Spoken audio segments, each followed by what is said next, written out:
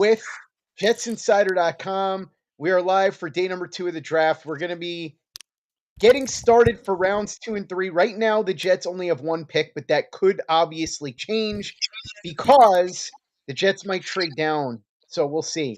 And that's been a rumor that the Jets might do that to try and get a third round pick. Thanks to Joe Douglas, they don't have one because they traded it for Hassan Reddick, and I don't really want to relive that trauma. But let's talk a little bit about a couple of different things before we get into some league-wide stuff. And for those of you that are joining us, thank you. Appreciate it. I hope you'll stick around for a bit. And also, if you would be so kind to throw us some super chats, we're happy to answer your questions and all of that. But let's talk about this. The Jets, after we left streaming, and of course this happened after we left streaming, decided to make a move up to number 30 overall from 33 and draft Omar Cooper Jr., the wide receiver out of Indiana. I was thrilled with that for two reasons. Number one, I'm a big Omar Cooper Jr. fan. Number two is that Omar Cooper Jr. only cost them pick number 179 to move up. And if that's the price, not really a big deal. We're talking about a late 5th round pick. Not a price that I'm all that concerned about because odds are that late 5th round pick more often than not is going to be at best a special teamer or a depth piece. So you're not talking about a starter. That's when I really get concerned about making moves. Those late round picks, to me, they're for pick swaps. They're for getting depth. They're for getting special teamers. If you want to trade for a veteran, that's what those picks are for. So I'm okay with that. And I love the fit of Omar Cooper Jr. in this offense. The stat is 27 missed tackles, which is unreal. He was in the top 5 in the country in that category. And what I like about Omar Cooper Jr., and I think this gets misunderstood, Chris, you will hear people say he's just a slot guy. He can't run any routes. Now, his route tree certainly needs refinement, no question about it. But he's not just a slot guy. You got to go back to 2024 when he was an outside receiver and he took the vast majority of his snaps from the outside. He could win downfield. He could win on jump balls. He's a player that has a variety of different skills. And this is where we come back to the Makai Lemon thing, Chris. I think what happened here with Sadiq and Omar Cooper and Makai Lemon is that the Jets, and this is reading tea leaves and listening to what Muji and Glenn said at the presser yesterday and reading reports and all these other things. The Jets looked at Jordan Tyson and they looked at Carnell Tate as the two clear-cut pick-of-the-litter wide receivers in this draft. And after that, they didn't see a big gap between whoever they could get at 16 and whoever they could get at 33. And so with Makai Lemon, I think what happened is, and Chris, you even have said you had a lot of reservations about taking Makai Lemon at 16 as a fit for the Jets. And I think they saw him as a guy who they felt might only be a slot guy. They thought maybe he wasn't physically strong enough. He didn't have the play strength, perhaps, to be a guy that could make a consistent contribution on the outside or get off of press, which is important, especially when you're talking about the AFC East, which is a division that has a lot of big physical corners. You need guys that can get off of press. And so they may have looked at him and said, he's not really a fit, and we'll wait until 33 and get a receiver because we think the best pass catcher, and you heard Muji really say this, they looked at Sadiq. They didn't expect him to be there. And when he was, they looked at him and said, he's by far got the highest grade of whoever is left on the board, especially in terms of offensive weapons. And they went and took him. And they obviously say they have a plan for him. Frank Reich. You heard Nick Barry say both on the podcast and during the live stream yesterday that the Eagles used a ton of 2 tight end looks the year they won the Super Bowl. Reich didn't call the plays, but he did design the offense in conjunction with Doug Peterson. And so you're looking at the Selleck and Ertz model here potentially with the Jets, and that's what they're thinking. But I think with wide receiver, they figured, okay, if we take one 33, 44, we don't see a huge difference between that and who we're going to get at 16. We can't pass up Sadiq. And then what happened is the guy who I think was probably the wide receiver 3, which is Cooper, was still there at 30. They wanted him at 33, but they were afraid that maybe the Bills would take him, maybe even the Seahawks. So they made a slight move up to go grab him at 30. And so that's what happened. And Chris, remember during the stream last night, I did say this to you. You talked about how the Jets weren't as sly as maybe they thought they were because all the national guys were going with David Bailey at number 2, and it turned out to be David Bailey. And I said to you, I wonder if that means all the Omar Cooper stuff is true too. And I think it was to the extent that the Jets really liked him. However, I think they didn't like him quite as much as people were making it out because they didn't see him as a guy that they would take at 16. Now, maybe if Sadiq wasn't there, they would have bit the bullet and taken him there. I don't know. Maybe they would have gone in another direction. I think they may have gone with a defensive player at that point, but it doesn't matter. So I think what you look at is they saw Sadiq as this unique weapon. They clearly think they have the right plan for him, especially with Reich here. And so they took him at 16, and then they planned on figuring out, okay, who's going to be their 33. When Cooper was there, they went up, they got aggressive. You heard what Aaron Glenn said. If there's a guy we really want, we're going to make it happen. And this is the kind of trade I was talking about with you, Chris. I would not forget Carnell Tate because you're not going up to number 4, so forget that. Jordan Tyson, they might have been able to do because they could have traded up with the Browns, for example, if they really wanted to. But I think they just saw it as the price to go up and get Tyson was too steep. And I agree. I'm not super high on Tyson. I recognize his ability. But in addition to what you were talking about with the arms, the injury history would just make me nervous. It's one thing if you're talking about getting him at 16. Trading up extra assets would make me nervous. I'd have taken Mekhi Lemon. Clearly, that's not the way that the Jets saw this. And so that's where they went with this. And then the other thing I want to talk about, Chris, and I'm going to turn this over to you because this all kind of plays into each other. The Omar Cooper thing, I think, it completes a piece of a puzzle. So you now, as the kids say, read to the end. So they'll start a thread on Twitter and they'll say, stay to the end. Whatever. I've been hearing a lot. Kids are struggling with reading. Well, Sorry. I mean, they read on Twitter, Chris. They read on Twitter. They don't read books, but they read on Twitter. So they'll say, stay to the end. So you get to the end of the thread and you see, oh, wow, it all ties together. I think that's kind of what it is here. Every piece sort of ties together. And then when you look at it in its totality, you go, okay, this draft haul is pretty solid. Now, you could certainly criticize it and say, I'd have done A instead of B. I'd have done C instead of D. But I think when you look at the overall draft haul, it's pretty good. I would say somewhere in that B to B plus range.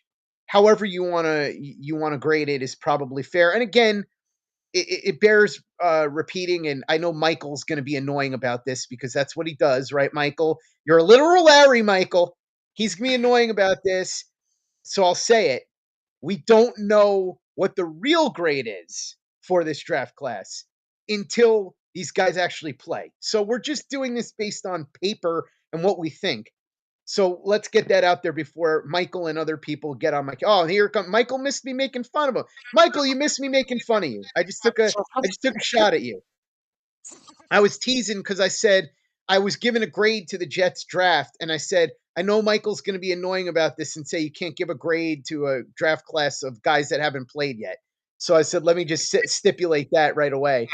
But David Bailey, if you go and you look at what Muji and Glenn said during the press conference, and Chris, you and I had a back and forth about this today via text.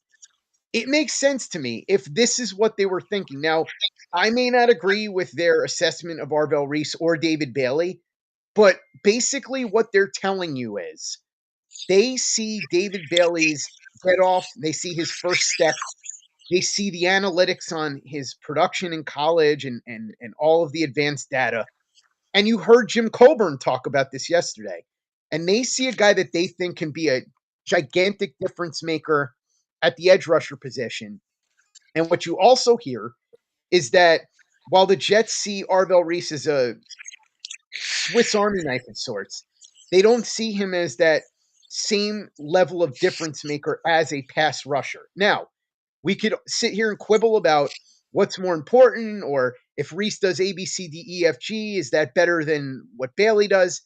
But if you are a team that is looking for a pass rusher and you see one guy that you think is going to be a really awesome pass rusher and another guy who you think is going to be a really awesome player, but you're not sold on his pass rushing, and you don't think that he's going to be a guy that will be a full-time edge type of player, then it makes sense to me that you would go in that direction. And one thing that I will say is that Connor Hughes, among others, have reported today that there has been a split among people in the league. They all agree that Arvell Reese is an excellent player and he's a top of the board guy, especially in this class.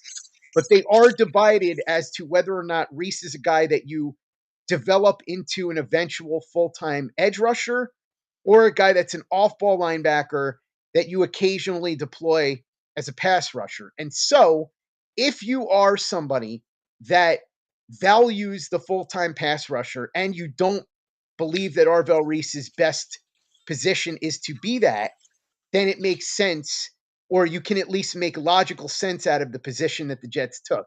And it seems like, based on the reports, the Giants see it the same way as the Jets. They see Arvell Reese as more of a, I guess you would say that Fred Warnery type of guy. I guess best case scenario, that would be the guy that you're looking at. That do it all off ball linebacker, but not a guy that they plan on using primarily as an edge rusher. And I know Joe Blewett and I talked about this.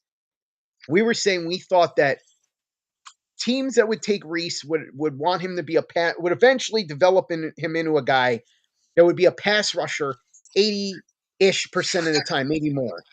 It doesn't seem like the Jets saw it that way, and it from the reports, it doesn't seem like the Giants see it that way, and that's not how they're going to use him. So again, we can quibble with that assessment.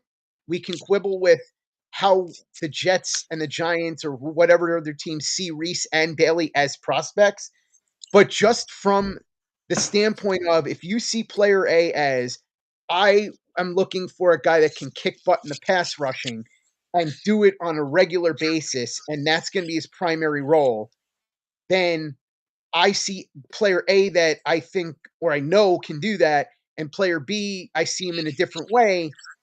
I understand why you would take player A. So what I'm saying here really is if the rationale was they're afraid to develop Arvell Reese, then I would have been nervous about it. If the rationale was they are scared for their jobs, so they just want to take the guy that's going to help them year one, then I wouldn't have liked it.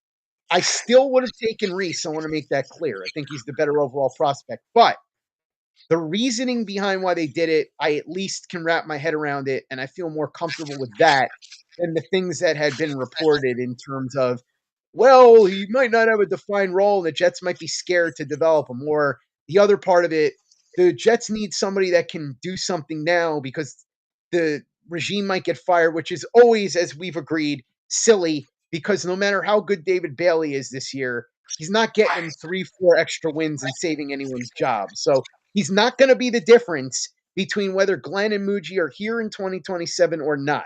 They're either going to start to figure this out and move the ball forward and show Woody Johnson, as Albert Breer likes to say, light at the end of the tunnel, or they're not. And so that's where we come down on those picks, I think.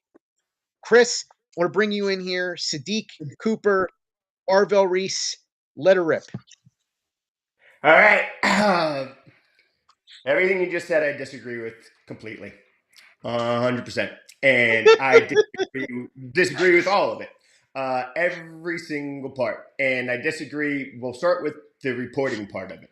Because number one, the first thing you texted me what the Giants said, and I was like, yeah, that's how I see him too. That's how I've seen him the whole time. I see him as an off-ball linebacker who can develop into an excellent pass rusher while being one of, if not the best off-ball linebackers in the league. But you can still rush him 10 to 20 times a game effectively and have him be off-ball linebacker. Now, you're going to bring that pass rush a little bit slower because he needs to fill into the body a little bit more and he needs to develop more advancedness to his pass rush technique because he really only did that for 1 year. So that is, of course, that's always how I, in any situation, any team you put him on, I would start him out as an off-ball linebacker, and I would slowly try to work in more and more pass rushing. And yeah, sure. Although, just to be clear, I'm not arguing against that. I I'm I fine, and got I think most teams would see it that way.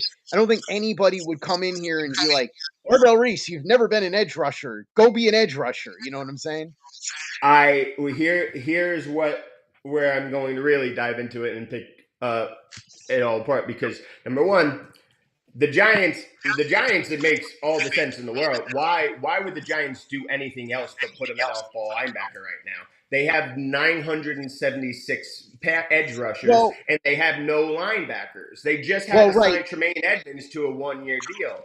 They need the right, linebacker. right, So that's the but only rational but spot to play him right now. That's right, not comparable with the right, Jets but situation. Chris, the report was that that's how they see him. Period. Not that that's how they see him now. I understand that, but that's how they see him, period. Yeah, great. Talk to me in 3 years when Kayvon Thibodeau's no longer there. And then talk to me then. Talk to me when Brian Burns isn't there anymore. Let's see what happens. I bet you he's going to take on way Well, more of a pass rushing role. I mean, We can put that to the side.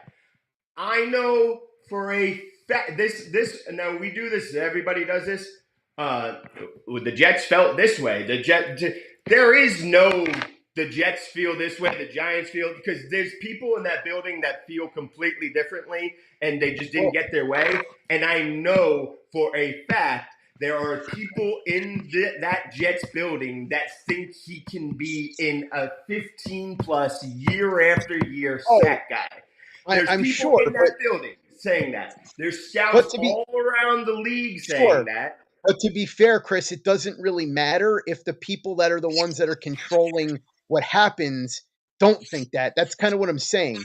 So, like, excuse me, John Harbaugh, and who's the defensive coordinator now for the Giants? I forgot.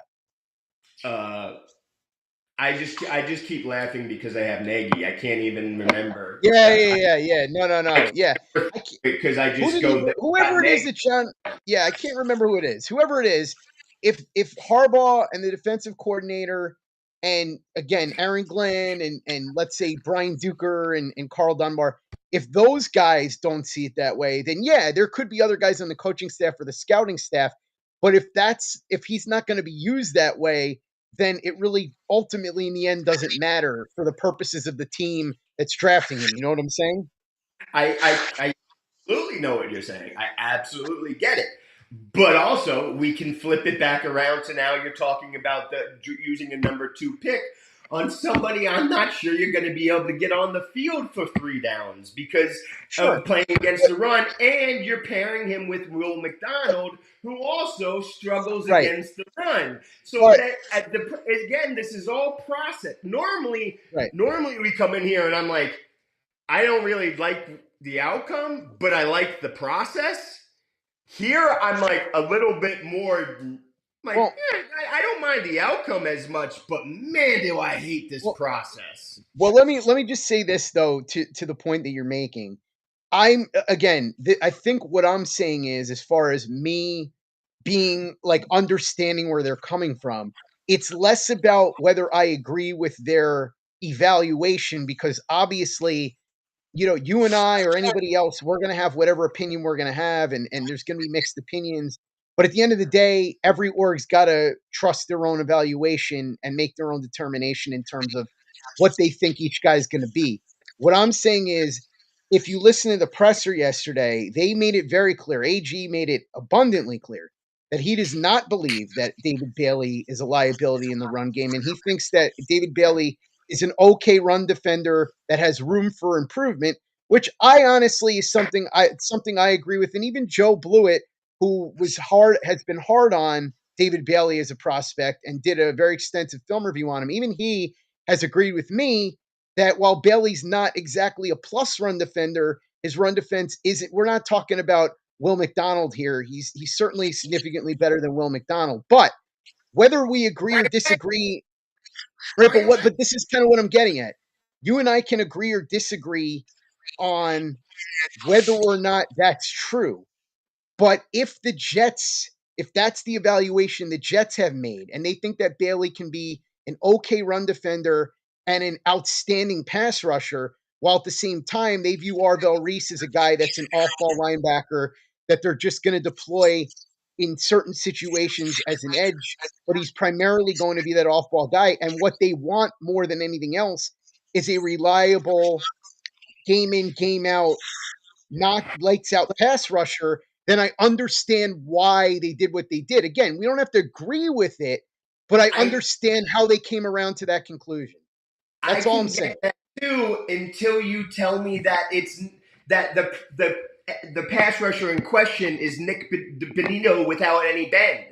Well, no, that's That not. like But that's see, he's got no flexibility. I Like threw when I no, talk to David Bailey, I'm gonna ask him but if he's interested in doing mobility exercises with me right. because But I've been Chris, doing a ton of mobility exercises because my hips and stuff. He needs to do that. I'm I more get it. flexible than he is.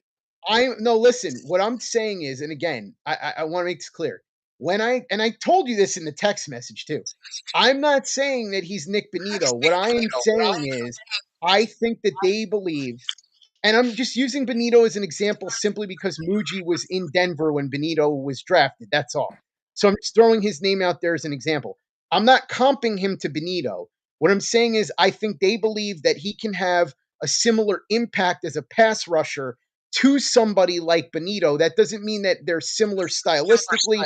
I'm But not they I'm not are. saying that I personally I'm not believe that saying you're saying that. I'm saying that, and I'm saying right, scouts around the league have been saying this. This is right, one right, thing. right. If But I'm also not saying that the Jets are saying it. I'm just saying okay, that if I'm it's arguing, clear to me that the Jets believe he can be that level of impactful pass rusher, whether he's like Benito stylistically or not. Now, again, I'm not saying I agree necessarily, but clearly that's what they think. all That's right, what I'm well, saying.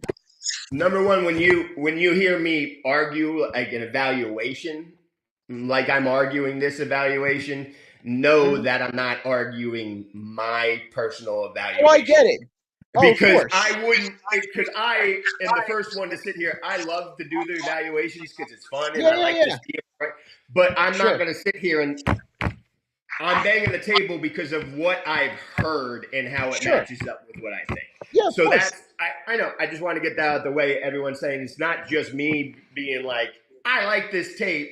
It's informed from a lot of other people telling Yeah, me all that. So sure. um, now let's move off this for a second, and then if anyone was watching the Sadiq stuff, you saw my reaction to it, and I told Michael Scott before we started recording. Once the Omar Cooper trade came, I automatically liked the Sadiq pick Yeah, a I lot. said the same thing. I said the same, and Yeah. I said this on Play Like a Jet yesterday too. Yeah. Now, first off, the easy thing to do there is I just flip it in my head and I just pretend they took Omar Cooper at 16 and Right, they traded right, up to get. And your point about the fifth round draft pick also. Let's now I don't. There was that's the 30th pick in the fifth round. So right. unless that's a trade, that's a comp pick, right? Because Muji Yes. got a couple comp picks this year, Yeah. which Yeah. which that's I'm I slamming him a little bit. I happen to give Muji some credit for collecting some comp picks to Right. use, and this is the ideal use of a comp pick. Obviously, you'd like to stay put and draft a Puka Nakua in the fifth round, like that'd be Sure. great. But what But are the odds of it being we Puka all know Nakua? that's not going to happen all the Right. time. So you use these to wheel and deal to move around. So Mhm. cool with that part. Now the other part of the Sadiq thing is there's like this push pull in my head thing because every time I'm like, oh, that's a good point. I don't mind. Okay, I like this pick a little bit more. Then there's immediately get swung back around with something different. That's like, oh no, nope, that's right. I hate it. Sure. Like I'm like, yeah, okay, the Omar Cooper thing now, okay. Oh wait, you just took Mason Taylor last year at the very top of Yeah. the second round. I don't like the back-to-back part of that. Okay, freak athlete, and at minimum, he's right off the get rip. Seams and crossers, they're gonna work with Sure. Kenyon Sadiq as long he Yeah. does, You've especially got a if it's 6'3", higher. 240 pound tight end that can run a 4.3 Yeah, 940. Yeah. he has a little hands with anything above the numbers, little issues. Nothing that Yeah. I'm worried about long term, but I'm saying Yeah. as Yeah. Yeah. long as he hangs on to that, that's gonna work year one. But then I start thinking, and I'm like, Oh, but Frank Wright as the offensive coordinator, and I understand the whole Frank Wright and the two tight ends thing, but we're talking about Zach Ertz and Brett Selleck here. Yeah. Brett, like that's not the same thing here. And Yeah, I'm yeah, sure. I'm they have Rucker, they have Mason Taylor. Rucker's obviously not stopping you from getting either Mason No, Taylor I as mean, much of as I course like him, not. but Yeah. but like now you gotta.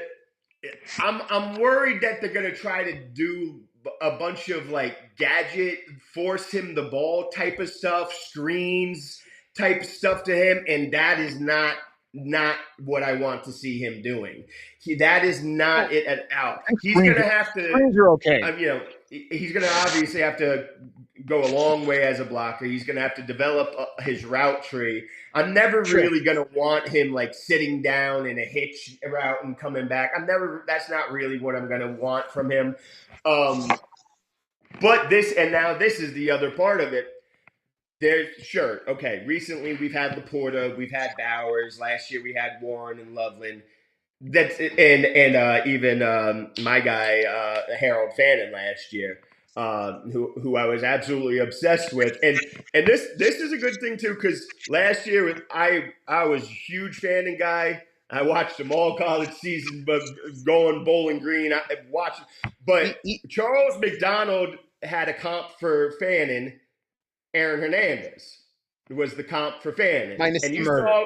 And you saw what he right exactly. He made that exact joke, of course. Of course. But Well, not a joke, I hope. well, true, but it's also a joke that has to be made. Yeah, Has yeah, to be. yeah, yeah. But Sure. and then now you can see some similarities between Sadiq and Aaron Hernandez too. I think it suits Fannin a little bit better. But okay, so those guys, Laporta's, they've had recent success, like immediate success. That's not normal for tight ends. Tight ends takes a little Well, while, and that's part of that true. is because it's multiple positions. They have to Well, they have to be in the offensive line room. They have to be in the receiver rooms. They have to learn it all. If the Jets are really smart, they'll break it up well, for him. I But I agree. But to interject real quick, Chris, 2 points on this. The fact that there has been a wave of these tight ends that have been successful right off the bat tells you that maybe it's starting to become a trend. And also, you mentioned Sam Laporta. Let's remember who the tight ends coach was in Detroit when Sam Laporta was developing. He is now the offensive line coach for the Jets. So you have to figure who was that might have factored into Who was the this. OC for that for Laporta, and who was the OC for Loveland? Well, sure, but also you And can't discount the who was work. the OC for Warren? Who's calling the plays for Warren? But you also can't discount the work that the guy that was his position coach did either. That I I'm sure factors understood. into this. I understood, but when Frank Wright's calling the plays, I'm a lot less Well, excited about it. oh no, I agree, and let's get into that because this is something you and I talked about earlier today too, and I think there's some validity to what you're saying. Look, I don't love or dislike. Let me put it this way: I'm sort of in the middle on Frank Reich. I don't love him, but I think he's at least an adult in the room who has experience and kind of knows what he's doing. Now we can debate how good or bad he's been or how good or bad we expect him to be, but I think he's certainly an improvement over the revolving door. I mean, look, I like Tanner Engstrand, so I should say that. But for the most part, there's been a revolving door of guys that have been in and out of here. Chris, when you covered during the team during the Rex and Todd Bowles eras, my goodness, there was a new OC Bowles every was year. the worst, but it was every year. Yeah. So And then so even you in at the Johnny Morton year, and I was like, hey, he was doing oh great. But Bowles was like, yeah. no, I want you to run it more. Oh my goodness. But no, so to the point you're making, Robert Mays from The Athletic made this point on his podcast today, which I really liked. And Mays is a Bears fan, so obviously he's thinking about the Bears here. Last year, you mentioned Colston Loveland. They went and they got Luther Burden and a couple of other guys. And he said, after they did that, I thought, how are these guys going to fit? How are they going to make this work? And sometimes you just got to take the best players and realize, okay, we'll take the best guys and we'll figure it out later. Now, He said, obviously, it's much easier to do that when you have a guy like Ben Johnson who you have faith in and who has proven something to you to do that than somebody like Reich or this coaching staff, which is relatively new and hasn't shown you that and hasn't earned that level of trust. And that's true. But on the other end of things, I am confident, whether it works or not, we'll see. I am confident that Frank Reich does have a detailed plan for what he wants to do with Sadiq. Whether or not it's going to work, I can't tell you for sure. Whether or not it's going to be the best use of that pick remains to be seen. But I will say that as much as I was really annoyed by the pick at first, I eventually came around on it to an extent. Now, I still would have taken Makai Lemon at 16. But clearly, as I said, the Jets didn't see him as a fit. And Chris, you laid out some of the reasons very well yesterday as to why they may not have seen him as a fit. Yeah. And them getting Cooper eased my mind a little bit because again, it's the pieces fitting together. So now you look at the offense and you see Garrett Wilson, A.D. Mitchell, Omar Cooper Jr., Kenyon Sadiq, Mason Taylor, Brees Hall, Braylon Allen, the offensive line, and for whatever we want to say about Geno Smith, if he can give you 80% of what you got from him in Seattle, if he can revert back to that as opposed to the disaster that we saw with the Raiders, this offense could be interesting and it could lay the groundwork for the rookie that we hope the Jets get in 2027. Now with Sadiq, what you really have to think about here is his athleticism and the things that he can do to create mismatches. As you said, they're going to have to be smart about this. They're going to have to work him in. And this is where having Mason Taylor kind of helps because if it was just Ruckert, he's not a startable tight end. You can't really throw him out there. The Jets do have Mason Taylor. Now, I'm with you in terms of not loving having used picks. And somebody made a joke about this on Twitter today.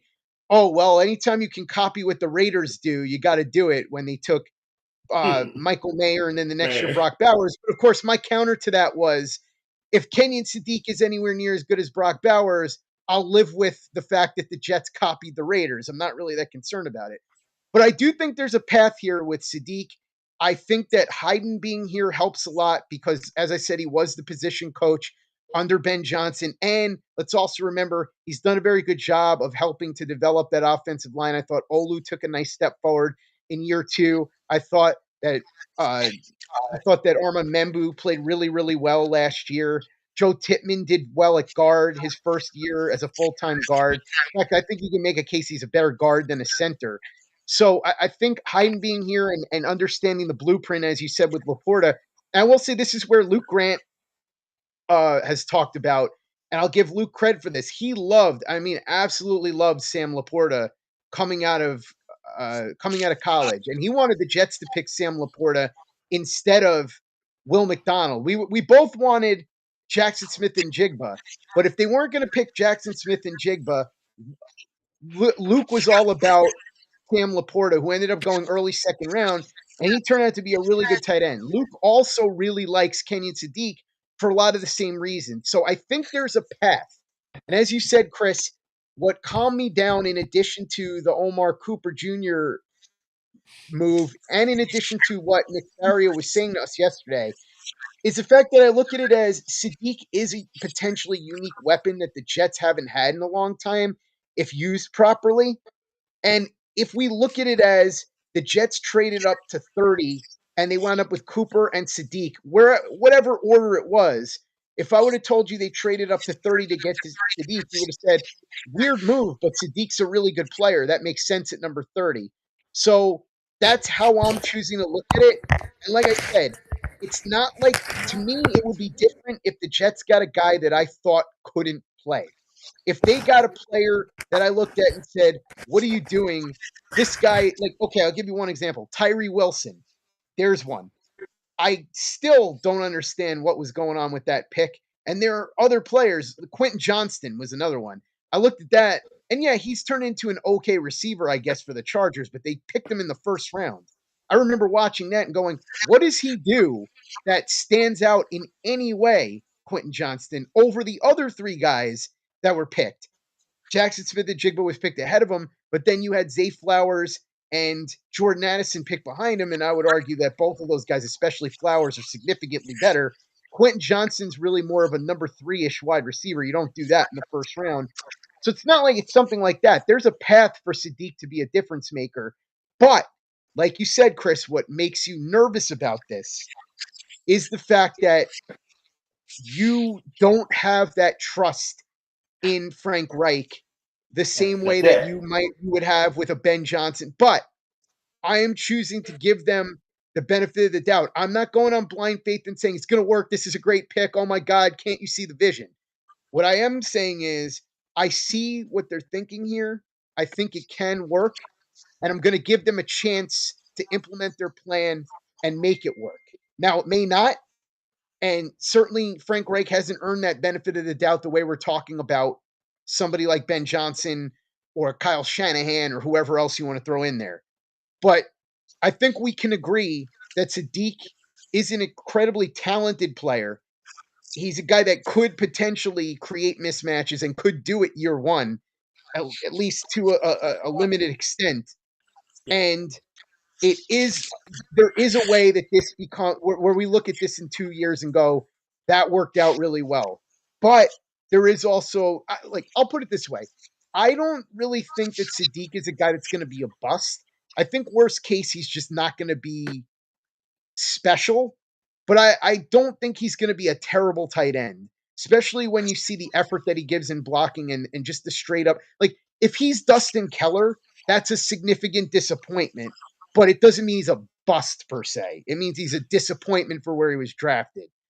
So, what I'm choosing to say is that I think there's a path, and I'm willing to let the Jets develop him and try and walk that path. And if it doesn't work, it doesn't work. But at least we can agree that there definitely is a path forward. It's just we're not super trustworthy of the people that have to lead the way in that journey. All right, you're talking about him being able to be a matchup from right away, and he's 6'3", 241 pounds, 10-inch hands, 11-foot 1-inch broad jump, third best ever in tight ends, 43.5-inch second vert jump, second best ever, best 10-yard split ever, 154, and a 4.39 40. Fastest ever. Yeah, that's a matchup problem. He is a walking matchup problem. Like he's absolutely a walking matchup problem. Now, again, we're gonna have to make sure he can hold on to the ball. And now I realize I'm making it seem like he's got a bigger drop problem than he does. So I'm gonna pull back on that. It's a little bit, and especially that big of an athlete coming in, I can see it being a little bit of an issue at first. I have no worries about long term. The more worries I have, just specifically, let's take the Jets out of this, right? We talked yesterday. Every year I get obsessed with tight ends. At the end of the season, I was all about Kenyon Sadiq. I remember we did a pod at some point, and like somebody mentioned the name Kenyon Sadiq, and I was talking about how proud I was of myself for not talking about him so much because I'm a growth. I'm not going to just bombard you guys with how much I love tight ends. And then at the combine, I'm like, oh my God, he ran faster than Vernon Davis. I got to go put it back on again. And I did it. I really liked what I saw, but I also was like, I didn't see somebody that like, I didn't see Brock Bowers. I didn't see somebody but I don't even necessarily mean that level. I didn't see somebody. I didn't see Trey McBride, who I've seen him comp to. I didn't see somebody who it doesn't matter what the rest of the roster looks like.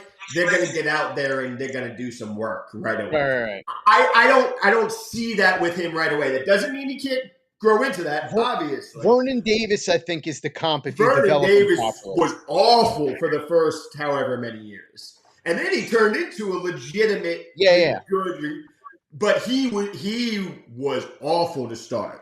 That was one of those that was. But to be fair, they knew that was going to happen. They knew they had to. And it's also different tight ends. Much tougher then.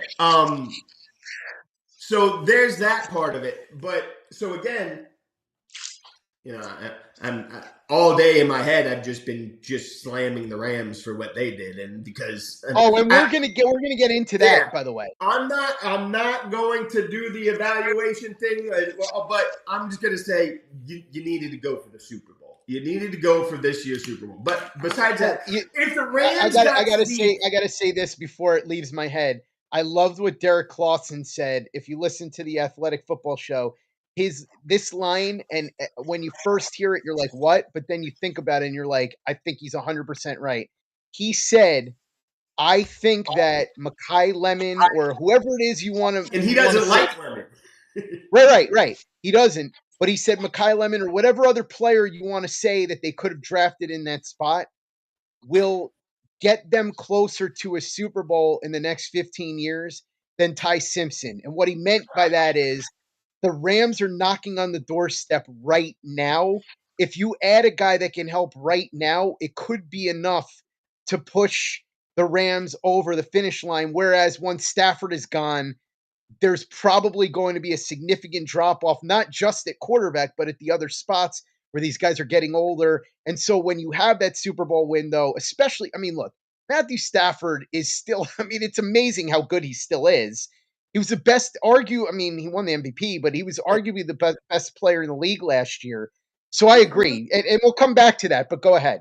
But my point is, and then this is obvious because I'm using McVay, but Ben Johnson, even Kevin O'Connell.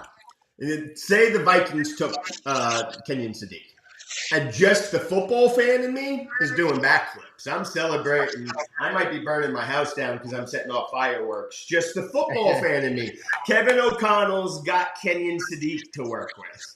I'm excited. And Kyler Murray did a lot of good work with Trey McBride. Now I'm excited for what might happen here, you know? Frank Wright's got him. I'm not as excited. And now here's what I'll say, because what you said, he absolutely has a plan. They drafted him. He's got something in his head that he is certain is going to work. I don't trust that it's going to work. No. And now maybe if he sat me down and told me the plan, maybe he could sell me on it.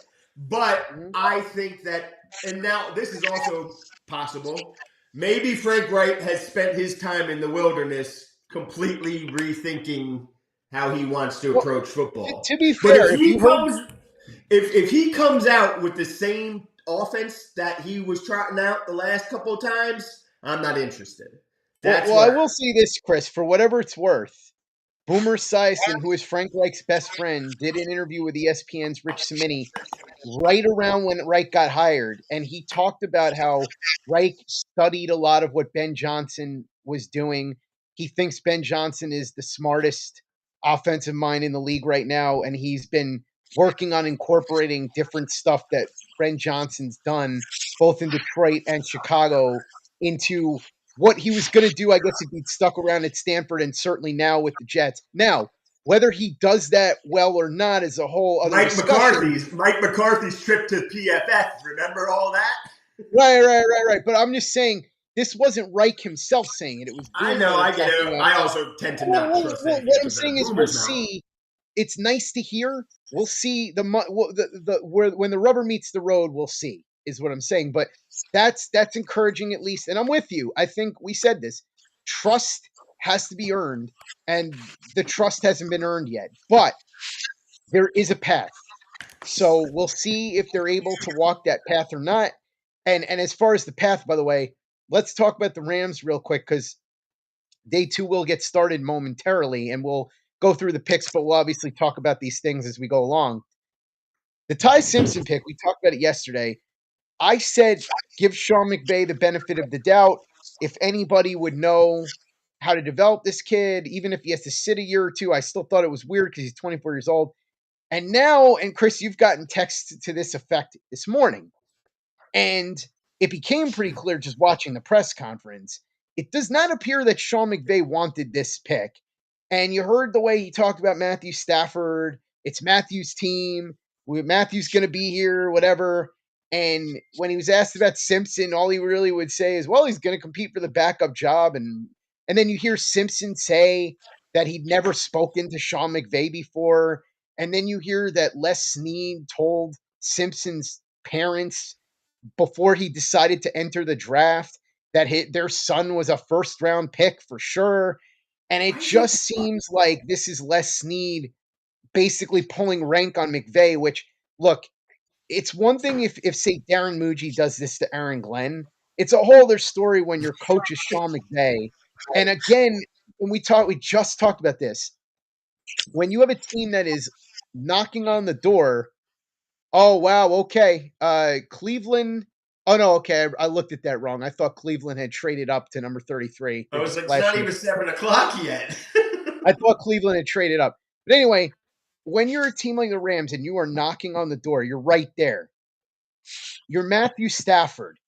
You're literally risking your neck because we know that the guy is a walking wounded. I don't know how he does what he does, honestly, at this point. But you're risking life and limb to try and win another Super Bowl. You're Sean McVay. You've got Matthew Stafford, a Hall of Famer, a future Hall of Famer, an MVP winner. You're a team that came this close to going to the Super Bowl again last year, and you have the opportunity at number 13 to add a true impact player. You used the other pick to get Trent McDuffie, a player you desperately needed because that secondary was horrendous, and McDuffie should be a huge help. And now you have the opportunity to add another piece, maybe somebody for Stafford on the offensive side of the ball, maybe a defensive playmaker, but somebody to help you attack the Seattle Seahawks, somebody to help you attack the 49ers and the Eagles and all the other teams in the NFC and make another run at the Super Bowl over the next year or two. And instead, you take a 6'1", 200-pound, 24-year-old quarterback with 15 career starts. And I will say another one where Derek Clawson made me laugh. They were talking about this, and Dave Hellman on the Athletic Football Show said, well, the team that we praise the most just picked Ty Simpson, and I like Ty Simpson, so I'm going to bask in that. And Clawson's response was, the reason we praise that team is because of the coach, and it doesn't look like the coach was on board with this move. And I understand the counter argument here, which is if you believe, now, again, we don't know for sure, but it does appear that McVay wasn't behind this pick. But let's say, for the sake of argument, that the theory, whether McVay was on board or not, the theory here is better to act now when you're in a position to get a quarterback that you like and are convinced you can turn into something than to wait 2 years when Stafford is gone and then be in the wilderness and have to find somebody. But two parts of this. We just talked about how trust is earned. Sean McVay's earned that trust. Now, we saw one of his lieutenants, Kevin O'Connell, do great things with Sam Darnold. And look at what has happened with Sam Darnold since, right? So there's the possibility that you could have a reclamation project like that Sean McVay takes and turns back around. But also, the question becomes, would you rather risk being in the wilderness 2 years from now and go all in to try and win a Super Bowl? Or would you take this guy early?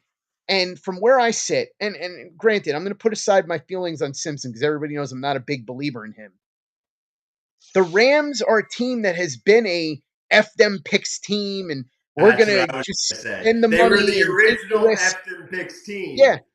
So for them to do this is weird, but also it's one thing to me if you're a team that is like the Pittsburgh Steelers, you're a playoff team, and maybe if you make a move like this, you're thinking, okay, well, we're probably not winning a Super Bowl in the next 2 years. We're probably more of a mid-level playoff team.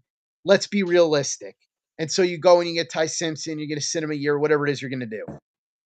But to be a team like the Rams, that I think right now, I haven't looked, there's a chance that if they're not the odds on favorite to come out of the NFC, they're right in the mix to go to the Super Bowl again. I'd rather take the chance of going all in and winning another Super Bowl while you still have the chance than and be out and risk being out in the wilderness in 2 years and bet it on McVay to figure out a solution or at least a band-aid to get you to the next guy and keep you competitive in the meantime, than do what the Rams did and take Ty Simpson and make it harder for the team to win in this window. And I know you agree with me on this, Chris. Yeah, absolutely. This is a situational thing here. If the Jets, you're looking at it from a Jets perspective, you're just trying to get out of the wilderness, right? Yeah. Yeah, you've been in the wilderness long enough. Just how can we get out of the wilderness here? I'm just pulling something up here. Yeah, but even if Sean, you're a team like the Dallas Cowboys, you could make this case because I don't think the Dallas Cowboys are winning a Super Bowl in the next year or two. I'm just pulling this up. Sean McVay's first year as coach at 31 years old. 2017, they went 11-5. Next year, 13-3. Next year, 9-7, 10-6, 12-5. Ooh, man, did that 2022 season turn into disaster at 5-12. And then 10-7, 10-7, and 12-5, and almost win the Super Bowl again next year. NFC Championship, a Super Bowl champions in there. Yeah, go ahead. I'm comfortable with a year or two in the wilderness when this has been the last 9 years. When this is the last 9 years and we're right at the Right. precipice of another Super Bowl, yeah, I'm good with a couple years in the wilderness. Now, if McVay's on board with this, it changes everything. Because Sure. that was, but I got a bunch of texts this morning that was just like trouble in paradise. What's going on in Hollywood? And it's when something, lots of things happen where it'll you'd be like, oh, Nimbley will find this funny, so you'll shoot me a text, and I was vice versa. I have that relationship with tons of people around scouts around the league. So people will just be like, oh, I'm just going to shoot and just like get a reaction out of him, see what he does.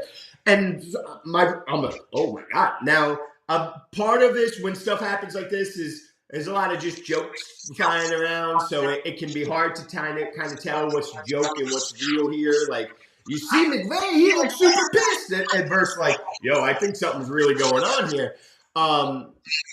But yeah, if again for the Jets, you need out of the wilderness.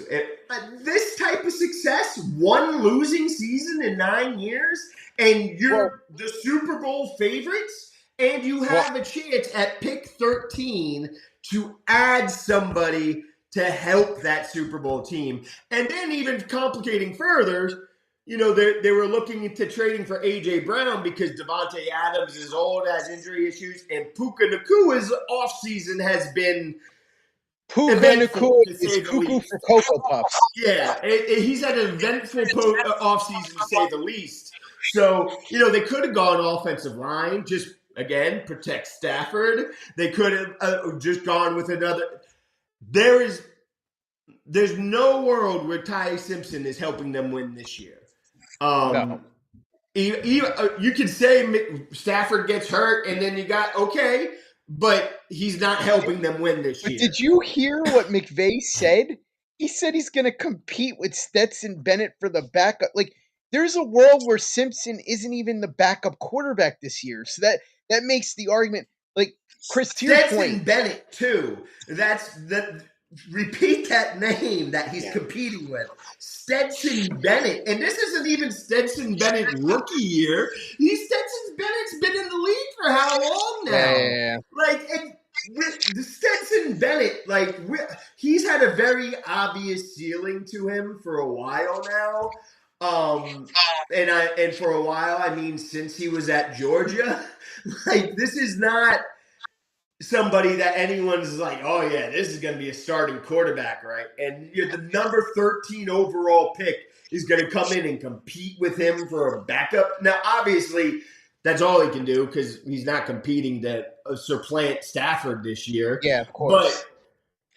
But competing with Stetson Bennett, that's all. That's bad. That's bad optics. That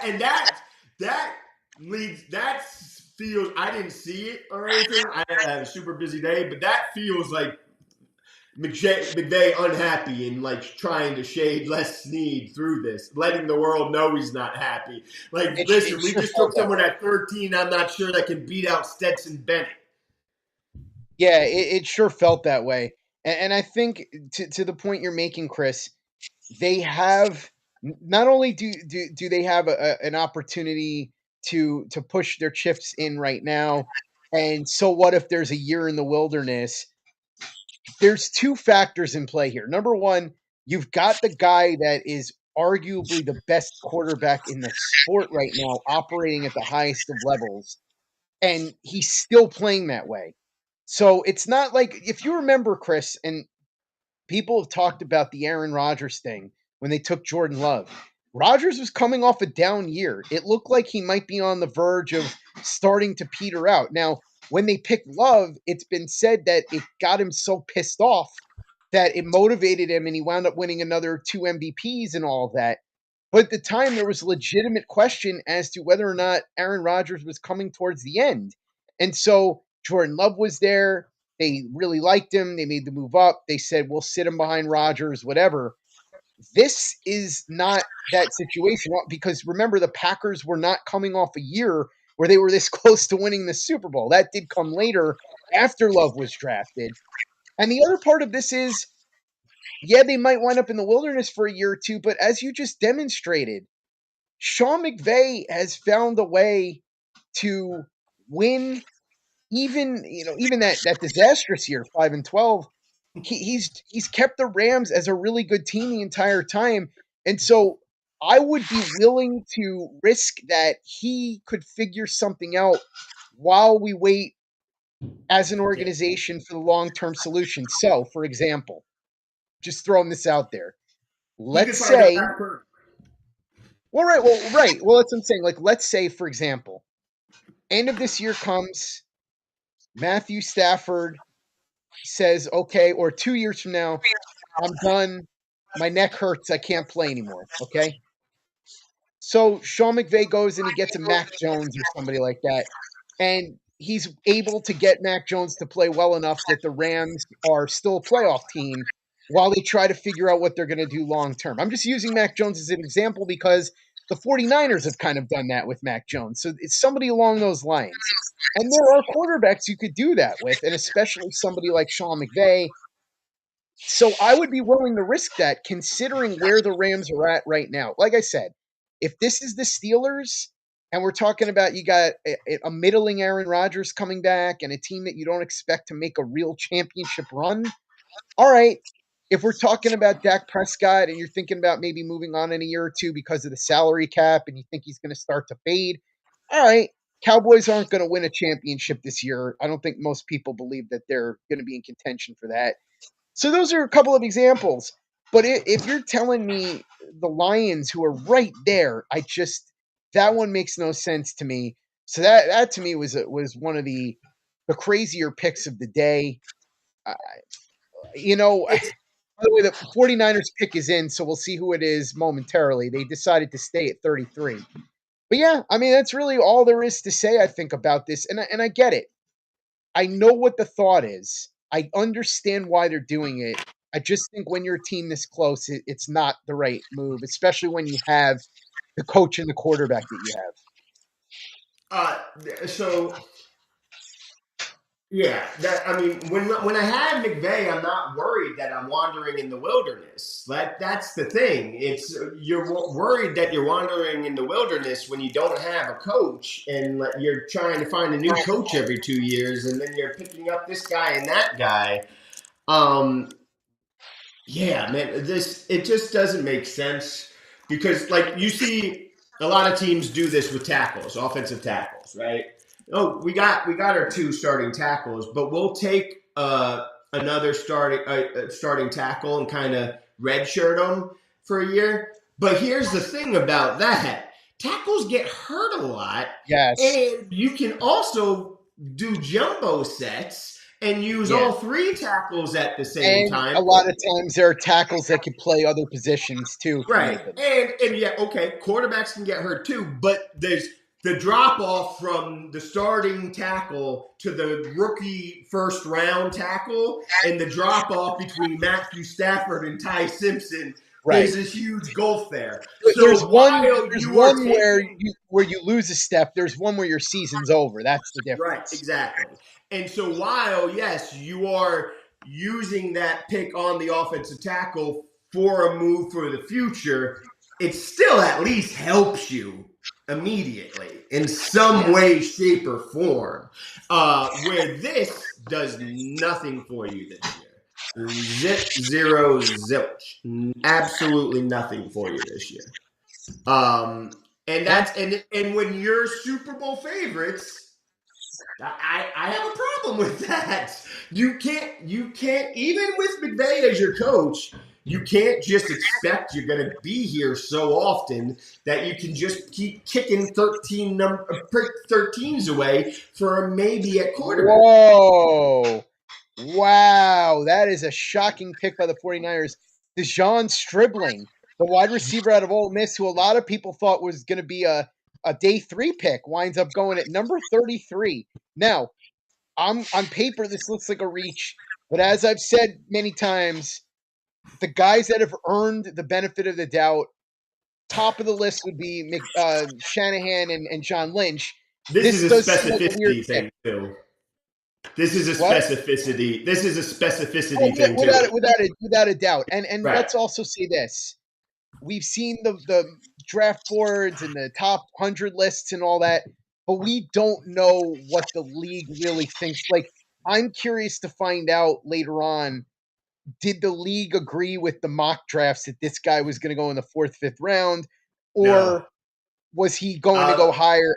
So Dane that's Brugler's been talking about this for weeks. He's had to cancel visits yeah, leading up to the draft because he's like I don't have enough time to meet with all the teams that yeah. want to meet with me. And Uh, he was like teams were like whoa, they were like wow. fine, and they're like let's get him in here, and he was like I don't have time to meet with you guys. And Imagine, now not imagine. everyone that was trying to bring him in would be interested. Like I Right, said, right, right, right. sometimes they bring them in so they can cross you off, Sure. but he was it's not usual for somebody to get that many visit requests that late in the process. So while this is way higher than I would have expected, middle third, late third, Yeah, yeah, I yeah.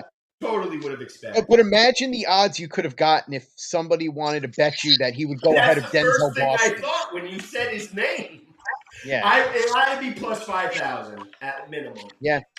No, it's crazy. I mean, and listen, I guess if this is who the 49ers had in mind, trading back twice makes sense because yesterday they Could traded from have traded 27 back a to couple 30. more times. Yeah, they could have traded back like 6 more times.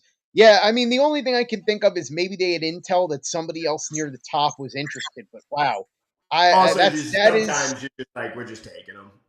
The Oh Cowboys yeah, do for sure. this. At a certain point, you're just like, and this draft specifically, especially with a team like the 49ers, who everything is so specific. It's kind of like Belichick was back in the day. Like I remember there was the one year where like the Patriots went into the draft with like 30 draftable players. Like their entire Right. board was just like 30 players. They were like, no, we don't like Yeah, anyone in this that draft. was the Cole Strange, and everybody's like, "That is Cole Strange, really? That's Yeah, weird." By the way, yeah, James Conner is up announcing the 34th pick, which is the Cardinals, and it's Chase Bisontis. That's a really good pick. I thought he could be a borderline first round guy. A good pick there by LaFleur, and that'll help. Listen, this is yeah, one thing that you and I have talked about. As good as a running back is, he's entirely dependent on the situation around him. So you've got to build that offensive line in Arizona is very bad. Bisontis will help. And yeah. look, it's one piece at a You have to. time, one piece at a time. But they had to do it anyway because they're going to need a quarterback at some point, and they're going to have some semblance of an offensive line. But the thing about Chase Bisontis is, I think you could make a case that he was the second best guard in this draft. And This he, man, guy's a really powerful guy, played against top competition, and a versatile guy too. So I like that pick a lot. I think he'll help Jeremiah Love, and it's a smart pick by Arizona. I thought he would come off the board very quickly on day 2. And I we thought should go through this real quickly, Chris. There's a lot of talent still available. Let's go through some of it. At corner, Jermod McCoy. Now, we don't know what the medical situation is. If he's going to need another surgery and maybe miss a big portion of the season, that's a problem, and that might be why he drops like a rock. His teammate, Colton Hood, the other cornerback out of Tennessee, still on the board. D'Angelo Pons, the cornerback out of Indiana, still there. My guy. Avion Terrell from Clemson, still there. Brandon Siss, South Carolina, still there. Off-ball linebacker. I love Jacob Rodriguez, and honestly, I love the idea. First of all, I think he's got Aaron Glenn player written all over him. This guy's a leader. He was a captain as a freshman. He's forced 15 turnovers throughout his career, a lot of forced fumbles and interceptions. Instinctual, sideline to sideline guy, a tackle machine. He's somebody that has an incredibly high football IQ. And I love the idea of putting him back together with David Bailey. I think the chemistry that those two guys could bring to the Jets could elevate that defense quite a bit. So he'd be my top choice if he's still there. CJ Allen, another really good off-ball linebacker, still on the board. Emmanuel Pregnon, if you want to go out interior offensive line from Oregon, he's still there. There are other guys here. Look, I don't imagine they're going to take Denzel Boston, but he's still on the board at this moment. At safety, Emmanuel McNeil Warren is still there, and he's a guy that was very impressive at Toledo. The only thing I wonder with him, I think he fits more as like a traditional strong safety than a center fielder free safety. So they might be thinking that they want more of a free safety, but at this point, the value is really good. AJ Halsey, who is more of that center fielder out of LSU, he's still on the board. There's depth at the tackle position still available. Caleb Tiernan from Northwestern is still there.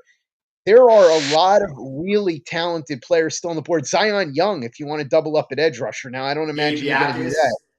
Gabe Yeah, Yakis. Gabe Yakis is still there from Zion Illinois. and Yakis. I would love Yakis, because he's just an ass kicker. Yeah, I mean, I would imagine that if the Jets pick one of those guys, they would probably investigate trading Will McDonald at that point. But I mean, I couldn't say for sure. But man, this is 2026. You need at least 3 top line quality edge rushers. Yeah, you do. I'm not saying you're wrong, but I'm good with keeping all of those, and especially just have somebody who's just kicking ass. By the way, speaking of a really good pass rusher, one just came off the board. TJ Parker from Clemson goes to the Bills. And by the way, here's another one I really like. I really love Caden McDonald, the interior defensive lineman from Ohio State. I know it's not a top need for the Jets, but that's one of those, if you're building this team beyond 2026, he might be the best player on the board. Now, Dane Brugler from The Athletic said he would be stunned if McDonald made it past the Raiders. But to be fair, the Raiders have a million needs at this point. Yeah. So they could go in another direction. But I want them taking Surratt. Say that again? I want the Raiders taking Surratt. Oh, that would be fun. I would enjoy that. Yeah, okay. Let's see. We got a question here from Damien. Well, let's wait in the super chats. We'll see if we'll answer super chat questions first, and then we'll dive in on everything else. TJ Parker's an interesting case, Chris. You know, the Clemson guys, a lot of really talented players there. We saw Woods go off the board at number 29 to the Chiefs yesterday. We just saw TJ Parker go. Avion Terrell is still hanging around. Clemson had a terrible year, so a lot of people got to wonder. And then you look on the offensive side of the ball, Antonio Williams. Now, to be fair, obviously going to be biased, but I believe Nuke Hopkins said on Twitter that he loves Antonio Williams, and he's going to be biased because they're both Clemson guys. He's a slot guy, though. Yeah, but I'm just saying he's a guy that's still on the board from Clemson. They have a lot of talented guys there that aren't getting as much attention as you would normally see from Clemson players because they had a bad year. You have to wonder how much of that bad year is because these guys were not playing up to snuff and how much of it was just everything sort of fell apart there at Clemson at the same time. I would say Avion Terrell would be certainly an acceptable pick for the Jets at 44 if they were to go that route. Yeah, there's that injury concern you got to worry about with what that hamstring and the way he's testing. Oh, yeah, I mean, look, that's something. I'm throwing it out there just for the listeners to know. Yeah. And that's one of those things. If you just have to assume anytime a team drafts a guy that their medical staff knows what they're talking about and that they've been cleared and just go with it. That is just how you have to do it. But it's worth talking about up front. One thing you were talking about Jacob Rodriguez and how he's an Aaron Glenn type of player, and no argument here. But there is, and you mentioned his name, there is an even more Aaron Glenn type of player, D'Angelo and Pons, that's I D'Angelo assume. Pons, Yeah. because Yeah. he's literally Aaron Glenn, like the actual Aaron Glenn as the quarterback, the little guy who's just in your face and fighting and all that stuff. And it'd be fun to have him and Omar Cooper going against each other again in practice. So so that part, I absolutely love Pons, and that's before I even made the AG connection. But that's also part of why I love AG, because of the way he played cornerback. I remember watching that, and I talked about that. That was the first quarterback that that wasn't Deion Sanders that I was like, oh my god, I love watching this dude play. And Daniel Pons is the Jeremiah same. actually went on Twitter an hour before the broadcast. He goes, I want the Jets to take Pons so that I can use my Aaron Glenn comparison on the air. Yeah, well, there you go. Yep. And by the way, one thing that D'Angelo Pons has that Aaron Glenn didn't is a 41-inch vertical jump, which is absolutely insane. Aaron Glenn had a hell of a vertical jump at the time, but not 41 inches. So this guy, I think Glenn Naughton said last night, when a guy's 5'9", 180, but plays like he's 6'3", 220, that's sort of what you get with D'Angelo Pons. Look at him against Denzel Boston and guys like that. It's incredible how he was able to cover these guys that are much, much bigger than him, but it helps when you have a 41-inch vertical jump. I will Raiders say... ain't taking McDonald. Texans just took him. Well, there you go. What? Well, there you go. He went in that spot, though. They traded. The Raiders traded. Ooh, Dane botched that one. Terrible job by Dane. Well, he said they wouldn't get past... Athletic. You got to fire Dane Brugler. He To be fair, he said he wouldn't get past the Raiders. That's true. He did say he was that. right about that. He was right about that. Hire him back. I was obviously just kidding because I have so much respect for how you must be ahead of me. So don't yell those out then, I guess. But sorry. Somehow I got ahead of you. I'm on the stream, so streams are usually behind, I assume, and I was behind you before, so I don't know how I got ahead of you. That's weird.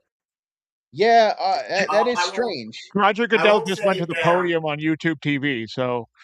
Yeah, well, I have the same thing on mine. I have it on the cable, so I have it on in the background. Yeah, cable is usually faster, but sometimes stream can weirdly get in front. This happens to me a lot with tennis, where I'm watching and all of a sudden I'm like, wait, how'd you get in front? And like, so sometimes, I'll keep quiet. Caden McDonald is an example of the rich get richer here, because I said this yesterday. Caden McDonald, I thought was, man, I mean, he's crying. He's as good of a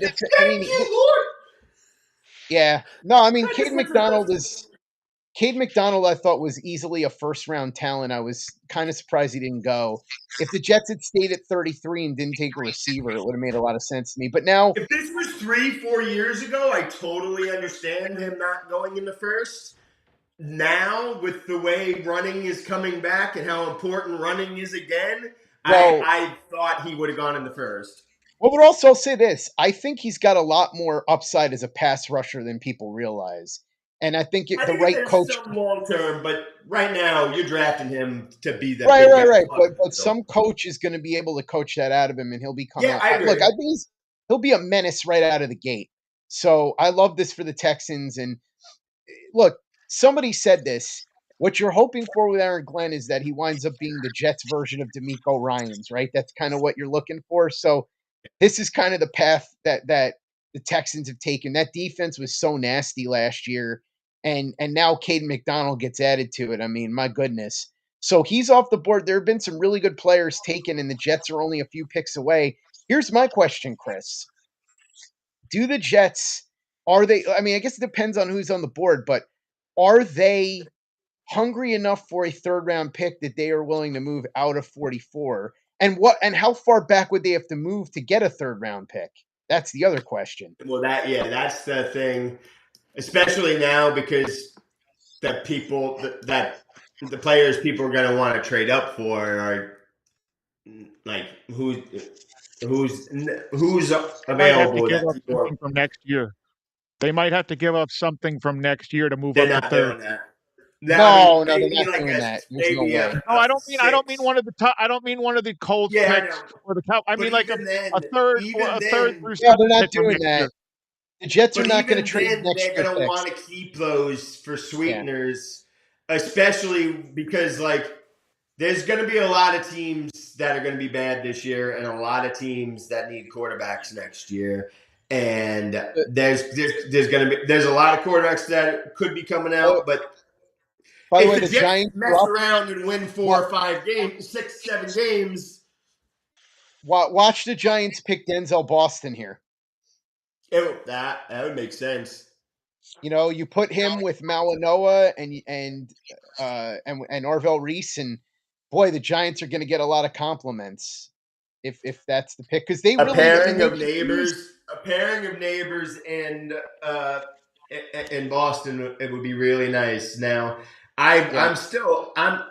I'm still terrified of Neighbors' injury thing. He had that toe and like it just won't go away, and he refuses to have surgery on it when it seems pretty clear that he needs it. So like that still kind of worries me, but just healthy Neighbors and Denzel Boston behind But an actual solid offensive line now. Man, look at Caden. See, this is one of the coolest things about the draft. Just look at this guy. I can't hear it; it's muted, but he's just bawling his eyes out on stage, and he just by the way, realized a lifelong dream.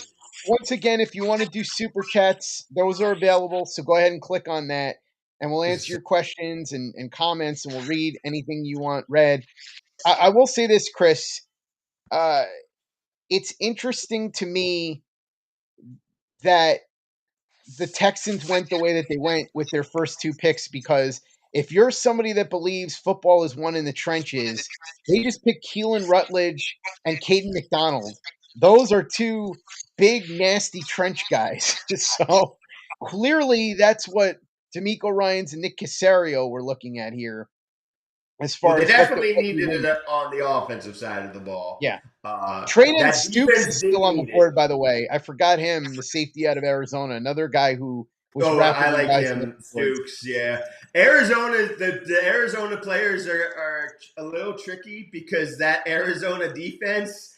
Woo boy, that's just pickup football, man. There's you put on the tape and you watch 11 players doing their own thing. They're just playing one-on-one football out there. There's no system. There's nothing tied together, so it can be a little tricky. But you put on tape and what you notice is Stooks putting out fires all over the place. By the way, the Giants are about to make the pick, and I think, I don't know, I feel like a wide receiver could come off the board here. This would make a lot of sense. Makes a lot of sense. Especially with I Denzel thought it was a Boston still little too there. early trying to force one at 5 or 10 for them, just because Yeah. I don't love the top, but that right here At 37? Denzel Boston, Chris Yeah. Bell even. I know he's Yeah. got the injury, but Oh, well, there it is, a little reinforcement for the defense. Colton Hood. Can't dislike that one. That's a guy that could have gone in the first round. I like Colton Hood. I watched a lot of his tape. He does get a little bit grabby, but that's okay. That's something that I think you can fix. A really solid overall cornerback. And he's somebody that, and I've said this before, there are your classic guy that creates turnovers, guy that gets burned a lot type. Then there's your guy who's not going to get you killed. Maybe doesn't get quite as many turnovers. That's kind of what Colton Hood is. I think he's just going to be a really solid starting cornerback in the NFL. And man, you look at what the Giants have done value-wise, they've been killing it. Arvell Reese fell right to them, Francis Malinois, and now Colton Hood at 37, a guy that very easily could have gone in the first round. So if you're a I Giants don't fan, you got to be think I healthy. saw a You got to be mock with happy him. about this. I don't think I saw a mock with him not in the first at some point. I wasn't doing a lot, looking at a lot There of were them some recently. people that thought he might be in the mix for the Jets in the first round. Yeah, yeah. No, so straight value wise, they've nailed it. They just sat and watched and let everything fall to them.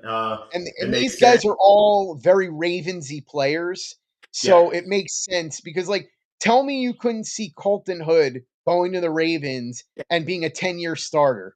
Tell yeah, me you couldn't see Francis Malinois going to the Ravens and being a 10-year starter. Tell me you couldn't see Arvell Reese going to the yeah. Ravens and turning into Terrell Suggs or somebody like that. And by the way, the Raiders pick is in, so I'm curious. There's a million. I would say Caleb Tiernan might make sense here. You want to give Fernando Mendoza some help there, don't you? You want to make I sure he mean, doesn't they get could killed. go. I said Surratt before because their chemistry was They could insane. go with Denzel Boston too. That's what I was about to say. Yeah, But the thing about Surratt and their chemistry, man, they just played 1 year together. It's not yeah. like they were there for 3 years and developed Right, that chemistry. So if right. you develop that chemistry in college in 1 year, and I have the opportunity to get you both on my team, Mhm. I'm I'm gonna take you over a little bit higher graded receiver personally. Wow, one of the greatest Raiders of all time, and also one of the worst general managers to ever do it, Matt Millen, up to make the pick for the Raiders right now. And I would think it would be somebody to help Fernando Mendoza. You want to make sure your rookie quarterback, it's either a They could weapon or a use guy help to on the help. line still. Yeah, they need help on the line. They need a wide receiver. They need a Tight lot of end? help Tight all over the end? place. Tight end? I mean, is there a tight end to pick here? I'm joking because of the No, Ballers. I know. But I'm just saying, is there even one to pick? And it's trading Stukes. Okay. So they Ooh. decided to go to defense. Look, they got a good player. I probably would have taken somebody that could help Fernando Mendoza. There's lots of tight ends to take, which is again another reason why I didn't love the Sadiq part. Well, Because there's a no, there are a lot of lot of tight tight ends. ends I There are a like lot in of the tight later ends to pick, rounds. but Sadiq is a I million. know, Like I know. it's I get Sadiq it. and then everybody else by a mile. It's not even close. 100%. No question about it. But the Jets have so many other needs that I would have rather Right, taken them. right. But I think we went over this. The reason, what I that know, I reason know. I was. Now, just couldn't whether it help myself. works or not is a whole other discussion. But I understand where they were going with this. Stukes is an interesting one because he could play a little safety, a little corner. So I guess it kind of depends on what the Yeah. Raiders are looking to do there. But now at number 39, you've got the Browns on the board. The Jets are getting closer and closer. Again, I wonder. Here's the other thing: if you're the Jets, maybe you don't get a third round pick, but you could also move down for an extra fourth and Mm-hmm. replace, I mean, it would be an upgrade over the fifth that you lost. But I guess it really depends on who's on the board and how eager you are to get that guy. I will Yeah. say, like, if there's a guy you really like, don't risk losing him to move back. Right. Don't get too cute. But it really depends. There's still really good players though. Hood's off the board and all that. But let's recap again. Avion Terrell's still there. We don't know the extent of the medical. Jermod McCoy, still there. We don't know the extent of the medical. Brandon Siss is still there. CJ Allen is still there. The guy that I mentioned, who I really like and think would make a lot of sense. Jacob Rodriguez, still on the board. So those are a couple of guys that are still there. Hell, Denzel, you want to make things real interesting? Take Denzel Boston. Take another wide receiver. You Take know? my guy Chris Bell again. This is an original take. Emmanuel Pregnon's there. This is an original take. I don't think they should go with a third pass catcher here, but this is not an original take. I've heard a couple other people, but I do believe it that Chris Bell could legitimately wind up as the best receiver in this class. Yeah, There's the AJ Brown comps. Just if you're curious and you want, just throw on highlights from when he played Miami, Louisville, yeah. Miami, because He needs a lot of work though, and if you're not I careful, agree. And he's got, he'll be and Traylon I've Burks. never seen someone visibly display their hatred of their own quarterback as much as I've seen him do it. So he's going to need to clean that up in the NFL. He's somebody I'm absolutely enamored with. So I need to get that take out there. And I know I'm Uh, not the first one to have it, but I'm going to be following his career very closely because Oh, it could this is end terribly.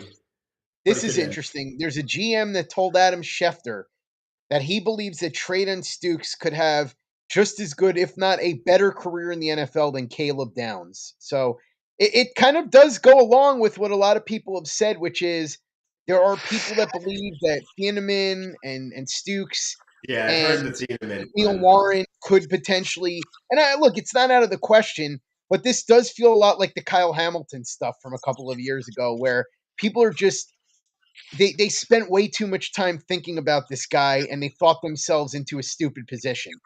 And this is again another stolen take, and I forget who did it, but who had it first. But Caleb Downs, as a freshman, walked into Alabama when Nick Saban was still the coach, the greatest college coach and secondary coach, and he came in freshman year, and Nick Saban was like, "Yeah, you got control of this team."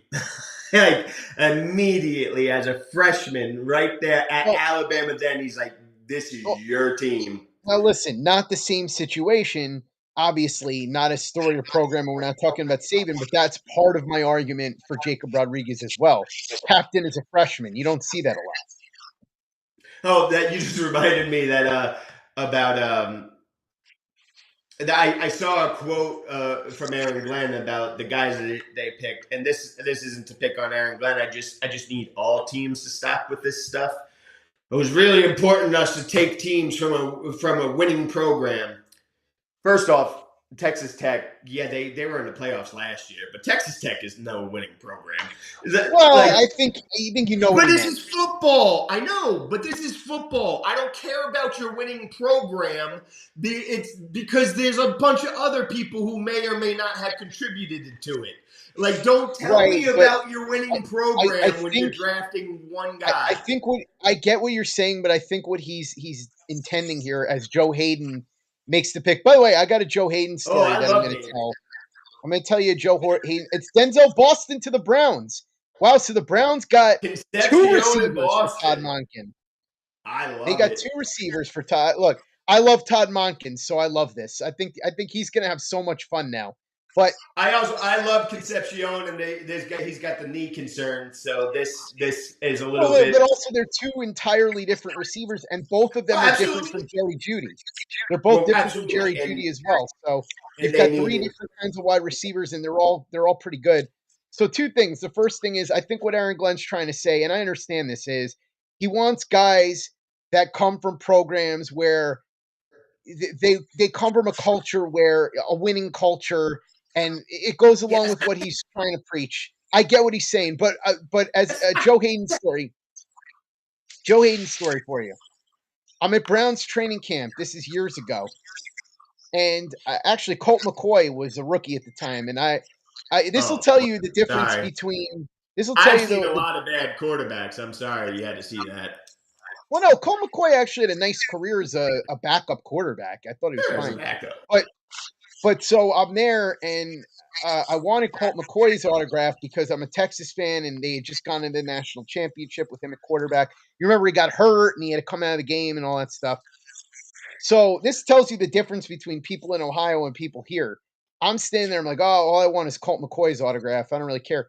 Everybody in the line goes, go to the front of the line. I'm like, what? They're like, this means more to you than it does to us. Go to the front of the line. I'm like, what? And so yeah, I went. They let me go to the front of the line, and Colt McCoy was really cool. I was like, hey, Colt, thanks for taking Texas to the national championship. What do you think is going to happen this year? You think Garrett Gilbert's going to be the guy to replace you? And he's like, yeah, Garrett's got this. And of course he didn't, and he stunk, and he wound up transferring and the whole thing. But anyway, at training camp, you've been to a million of these things, but you've been there covering them, not as a fan, as Kansas City is getting ready to make this pick. So I'll save this story for after Bill Moss announces who the Chiefs are going to take. And we talk about that for a second, and I'll get back to the Joe Hayden story that I'm telling. Little Andy Reid lookalike there, just way slimmer with the hat R. pulled down. Mason Thomas, a nice pass rusher out of Ooh, Oklahoma. I like our Mason I Thomas. like R. Mason Thomas Solid, too. just Listen, first solid. of all, his name is Mason. What else do I need to say? The R part does bother me though. Well, you know that's like. Did you ever watch Law and Order? Esapatha Murkison. Yeah. So it's like that. But the thing that why it bothers me is because I just all season long I watch a lot of college football on mute. Most of the time it's on mute, but sometimes I have volume on and I'm just paying attention to 6 other games, and then I listen to podcasts about stuff, and it's just one of those things you hear R. Mason Thomas, and I'm like, what? They have to be saying that name wrong, right? Or like, what is it about that name? And I'm like, it's like Arvell. Is it like that? And it's just no. It's just the letter R space Mason space, and it just it threw me for a loop all year long. But every time I watched him, I was like, hey, I like this R. Mason Thomas guy. The Bengals are on the clock. So while we wait for that, I will tell the rest of this Joe Hayden story. So we're at Browns training camp, and Trent Richardson, you remember at the time, he was a big deal over there. And fans were trying to get him to come over and sign autographs, and he was just being a colossal jerk. Wasn't acknowledging anyone, wasn't looking at anyone, walked right past a bunch of kids. Joe Hayden, who was one of the stars of the team at the time, walks over, and he was signing for what had to be at least an hour. And at a certain point, somebody from the team comes out and says, Joe, come on, we got to go. And he says, no, there's still a bunch of people that came here to get my autograph. And he stood there for another 20, 30 minutes while somebody was standing there trying to get him to leave. So I always remember that about Joe Hayden, what a class act he was. I didn't end up getting his autograph. I was not going to, that was for the kids and all that. Colt McCoy was the only one that I really wanted because I'm a Texas fan. But I always remember that about Joe Hayden. And you're talking about a guy that at the time was an all-pro caliber corner. And he stood there and took his time, and he told the people from the org that tried to get him to leave, no, there are people that came here to see me. I'm going to spend time giving them autographs. And that was real cool. By the way, Ken Anderson, former Super Bowl quarterback, announcing Cassius Howell, another edge rusher off the board. This might be a run on edge rushers, Chris. So 41, the Bengals get him. Is Zion Young next? Is Zion Young going to be the pick for the New Orleans Saints? Could be. Either Young or Yakis would fit what the Saints want to do. Maybe they want a little longer. They like young along. So did the Jets take Zion Young if he's on the board? I mean, he is really good. Yeah, he's good. I like Yakis more. Zion Young is he's a little, to me, at least to my eyes, he's a little more look the part than plays the part. But they're both interesting options. I would think they'd probably go elsewhere. But again, they're clearly going, that Sadiq pick, they're going BPA here.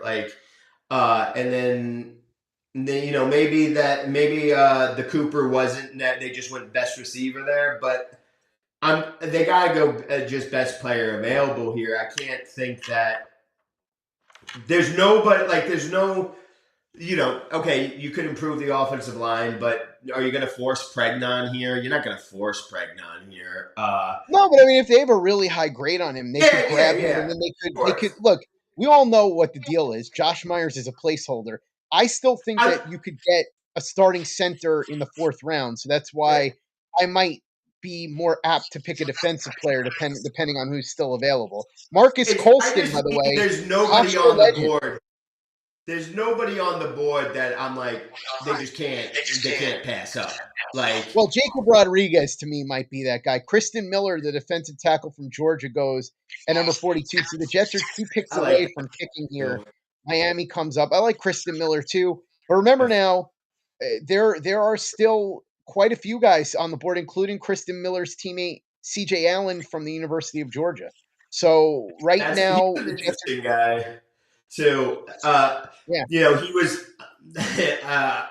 who was it? I think it was Charles McDonald. I heard first make this point. He's like, because Allen came in freshman year and was immediately the green dot, Mike middle linebacker in Georgia. And I believe it was Charles that made this comment. He's like, and if you hear that, and you're like, wow, impressive. But this and Charles is somebody who University of Georgia fan, so he watches all the Georgia. And he's like, but then you look at how lost those players on the Georgia defense have been, and you're like, maybe it's not so impressive. CJ Allen's he's a tough eval for me. He's definitely not the most athletic guy, and so he's got to win with a lot of mental IQ stuff, but then he gets stuff wrong a lot. But the way that other people talk about him and his knowledge of it, I'm like, all right, I just got to take your word for it. So yeah, that's an interesting one, but. This is one of those things I hadn't really considered Rodriguez or Allen so much because I was thinking they were going to be taking Arvell. Yeah. And I was thinking of going Arvell and then coming back with a Zion or a Yakis to get an axe kicker until Arvell can develop more. But the Jets need help everywhere still, and there's nobody. Because I'm not going to dispute you on the Rodriguez part, but I could sit here and say D'Angelo Bonds too, and sure. So there's probably 7 different guys we could do. Oh, without a doubt. I just think if you look at what Rodriguez brings to the table, if you look at what Aaron Glenn has said that he wants the leadership, he wants the intangibles, a guy that can force turnovers, and we know that Rodriguez has forced a lot of turnovers throughout his college career. You look at the fact that he was a captain as a freshman. They are very shallow at off-ball linebacker at the moment. You've got Demario Davis, who's 37 years old, and you've got Jamian Sherwood, who was not very good last year, and who knows how many more years he's got here with the Jets. If he turns in another disappointing season, let me tell you, Chris, he's the type of player where I could absolutely see if a guy like Allen or Rodriguez came in here, they could easily supplant Sherwood at a certain point as a starter. I wouldn't be surprised in the league. I've actually been meaning to do this, and I'm going to do this right now because I keep forgetting. But I need to look up his contract because he was that bad. Jamian Sherwood has an option bonus this year of $7.5 million, and he's going to have $6 million left next year, plus $7.5 million from the signing bonus. So he's going to have a $13.5 million dead cap charge next year. How much would it be this year? This year, I see 25 mil. Well, it depends on when they trade him this year because the option isn't due until September 1st. So if they trade him before they pay him the September option? Yeah. Huh. It says here on over the cap. Well, that was the same thing with Aaron Rodgers. The day before the first regular season game. Well, that was the same thing with Aaron Rodgers. Remember, Michael? He had the same type of. That's why Green Bay had to move him, because if they kept him on the roster by the first regular season game, they were going to owe him that $60 million in cash. Right. So but I don't think they're going to trade Sherwood this year. No. Well, I don't think anybody wants to trade for him. That's part of the problem. Right. And not with that contract. Even if somebody wanted him, they wouldn't trade him because they don't want to they don't want to create another hole. Yeah. So for sure. It's going to be a $13.5 million dead cap charge. Right, but if you were to move on from him and you did so, wait a second. Now Adam Schefter is talking about Jermod McCoy, and he's comparing him to Will Johnson from last year. Apparently, he's a better player. No, but he's comparing the fall. I know the injury thing. I'm just talking about as if you're grading just the tape. McCoy's better player than Will Johnson. And I'm saying that because people were going nuts that Will Johnson was dropping out of the 20s last year. Yeah. Well, Schefter is saying right now that he is that the question with McCoy is whether or not there's the Brandon Roy concern, which is that he'd only give you 2 to 3 years. Again? How dare you do this to me again? Sorry, Chris. I know I shouldn't have mentioned Brandon Roy. Now you're going to go down a YouTube rabbit hole. The Jets traded with the Lions. They traded back with the Lions here. All right. Well, okay. So I want to see what the terms of for it? that deal are. I don't know. Do I we just know? see they traded back to 50 and the Lions are at 44. All right. Now the Dolphins, I wonder, could they have gotten a fourth rounder? Do you think? Any chance of that? I have no idea. I just Oh, saw there that. goes Rodriguez to the Dolphins. Yeah, I'm still ahead of you. All right. Well, in that That's case, don't spoil it for me. That's probably why the Jets traded back, because they probably wanted Rodriguez, and they knew Miami Maybe, took him. or maybe they got a pick. Maybe they got another fourth round. Because remember, they do want to replace that third round pick that they lost. So that might. They got a third. They got a third. Well, there it is. There it is. Got a third. What did they get for it? What are the terms, Chris? No. I'm sorry. I'm wrong. This is from 2024. Okay. So what did they get? I have a question for the two of you guys for tomorrow. Yeah. Since we're not going to be going live tomorrow. Well, we could. I think we could go live at least for the fourth round. We don't need to go live past that. But how high do you take a kicker tomorrow? Because they need a kicker. So I'll start this first. Before what's his name? Robert Aguayo? Is that the Florida State guy? Yeah. Before him, I was of the belief that if you got a kicker you think can be your kicker for 15, 20 years, fourth round is where I'm ready to pounce. Now, I ain't taking them. I wonder what the Jets got here. I would imagine I'm not spending Mr. Irrelevant on a kicker. I would draft a kicker with one of those seventh round picks if there's one they like. I'm fine with it. I mean, honestly, if you could solve the kicker problem for the next 10 years. Early on day 3 then. Early on day 3 is too high? No, I wouldn't do that. But like, let's say they like Dominic Zavada from Michigan, and he's sitting there at 242, and your choice is him or some guy that probably won't even make the roster. At that point, just take the kicker, and you might lock down the kicker spot for the next 10 years. Now, here's what I'm wondering: what could the Jets have gotten in this trade? Second and a fourth. Oh, so they got a fourth. Yeah. What pick number? Exactly. It went by too fast, but they probably got a fourth round comp. But Derek Moore, wow, all right. I thought he might be there around. I like Derek Moore a lot, and he's a hometown kid. He has a lot of injury concerns, but I love him. Derek Moore he is absolutely a Dan Campbell kind of guy. He's so good. Oh, I love him. I mean, so look, hurt. he needs some work on his pass rush moves and the way he uses his hands, but his power is undeniable. His power rushing is great. And I'll tell you this too. I think that him staying in the state of Michigan is going to add a little extra juice to this. So I like that. But now look, okay, so let's continue with who's on the board. There's a lot of cornerbacks here. Emmanuel McNeil-Warren is still sitting there. Now let's remember what we know about Aaron Glenn. Aaron Glenn did great work with safeties. You could sit there and say, well, Brian Branch was an All-American and all that. Yeah, sure, but they got him in the second round.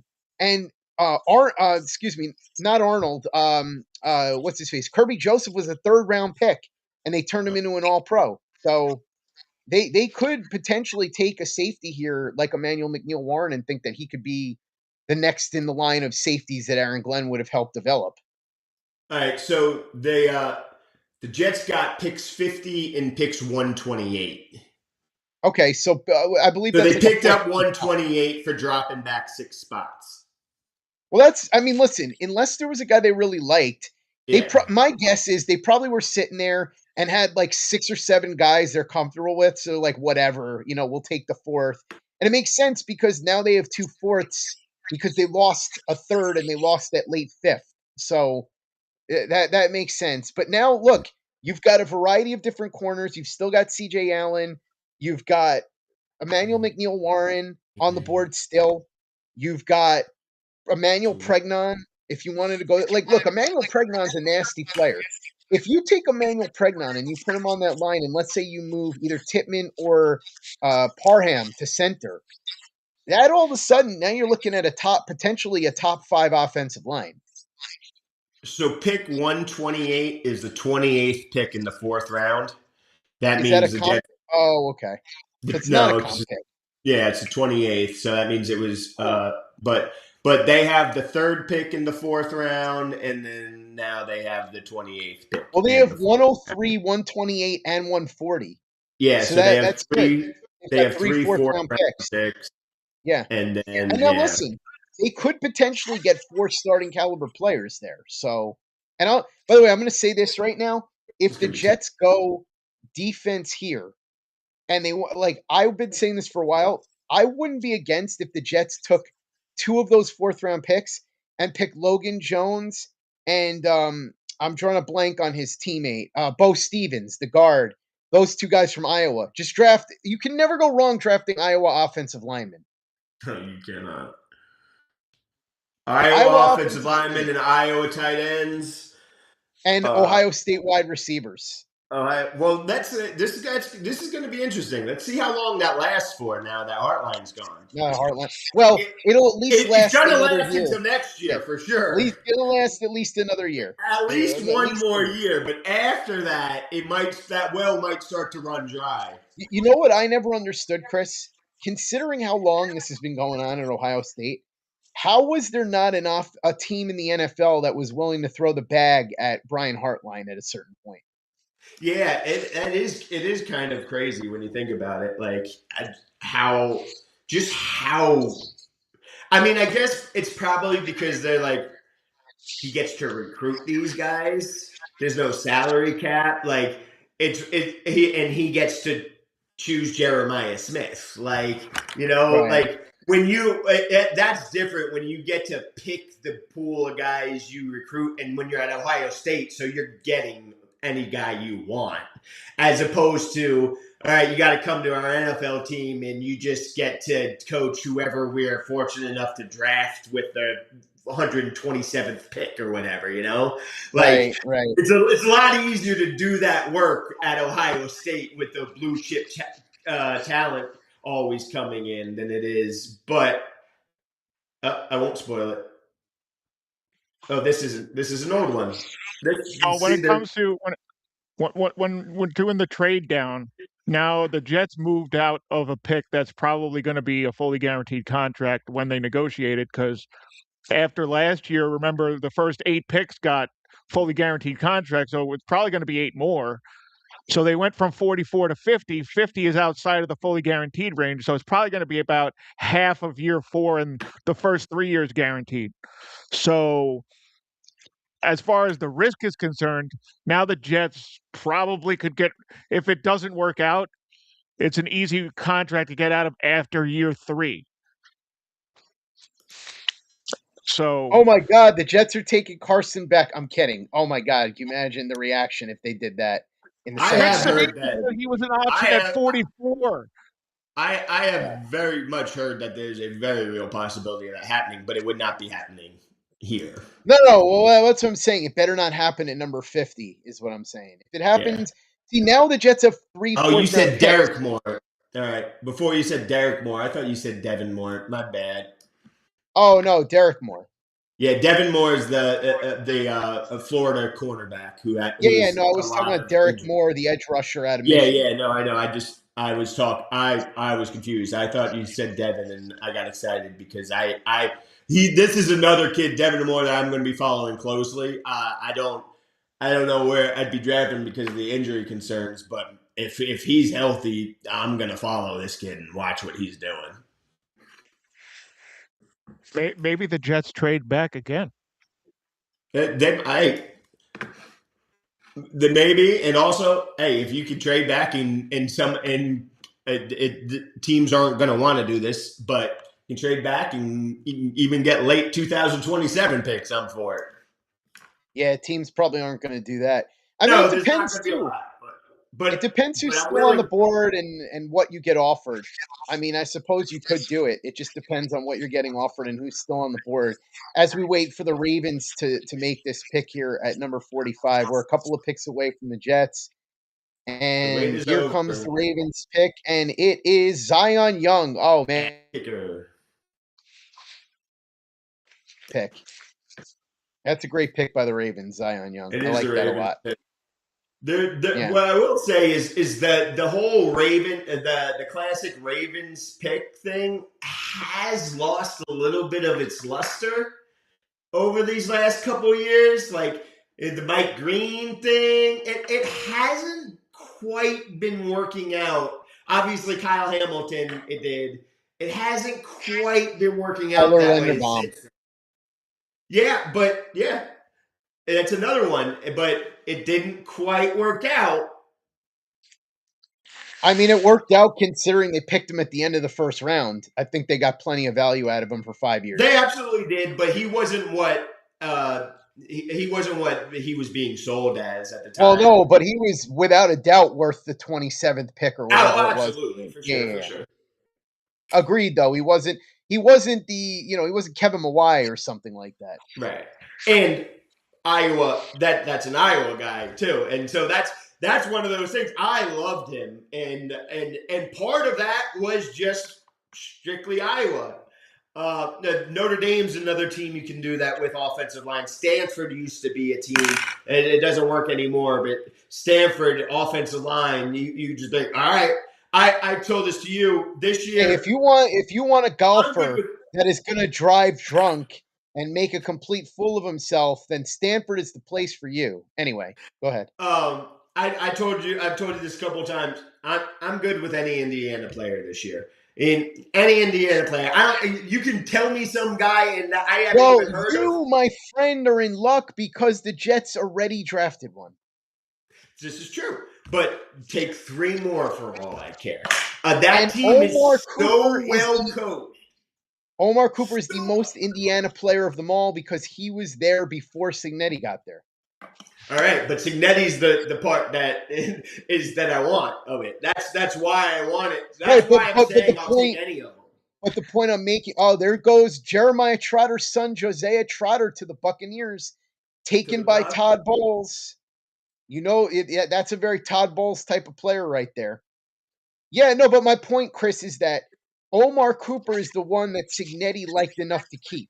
He basically jettisoned everybody else. So that tells you something about Omar Cooper. Yeah. That he looked at him and goes, all right, everybody, all the rest of you get out. But this guy, you stay. That's fair. But, that team was so well coached, and Cignetti has been doing this since he was James Madison.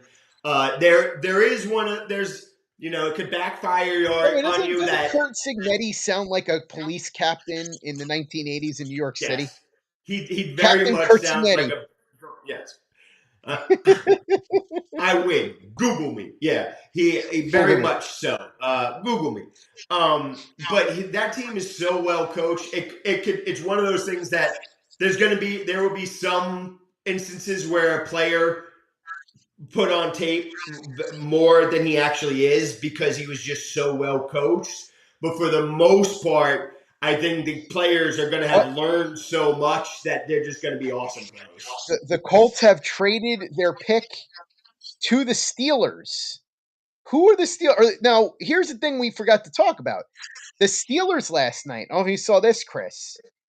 They were on the phone with Mekhi Lemon telling him that he was their pick. I did. And while that was happening, the Eagles had called the Cowboys to move up and steal him. So maybe they're looking wide receiver here. Could it be somebody like Zachariah Branch or Jeremy Bernard? Or even Chris Bell? Maybe they take a shot. Chris Bell would be an interesting one to put with Aaron Rodgers. Quick random question. I saw Sadiq said something that he thought for a second that he might have been getting pranked. When the call is that the only has there been any other prank anything this year? Well, no. So thankfully, Jeff Ulbricht's son has had his phone privileges revoked this year. Yeah, I forgot. And, that has not been a problem. I forgot that it was Ulbricht and Ulbricht's son. Yeah, Ulbricht's son last year. The funny thing about it is, like, as bad as it was, there's a part of you that's like, well, he is a stupid kid. And, like, you could see where a dumb frat boy would be like, it would be really funny if we prank called Shadur Sanders, So, on the one hand, you're like, look, he's a stupid kid and he made a dumb, stupid mistake. On the other hand, you're talking about... Old. But on the other hand, you're looking at it like, true, but also you're kind of messing with a guy's life here at this point.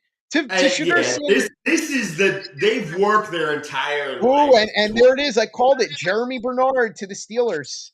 I like Jeremy Bernard a lot. I'm a big fan of his. If the Jets had taken him at across the 44, board. I would have had no problem with the Jets taking Bernard at 44 if they hadn't taken a receiver yesterday.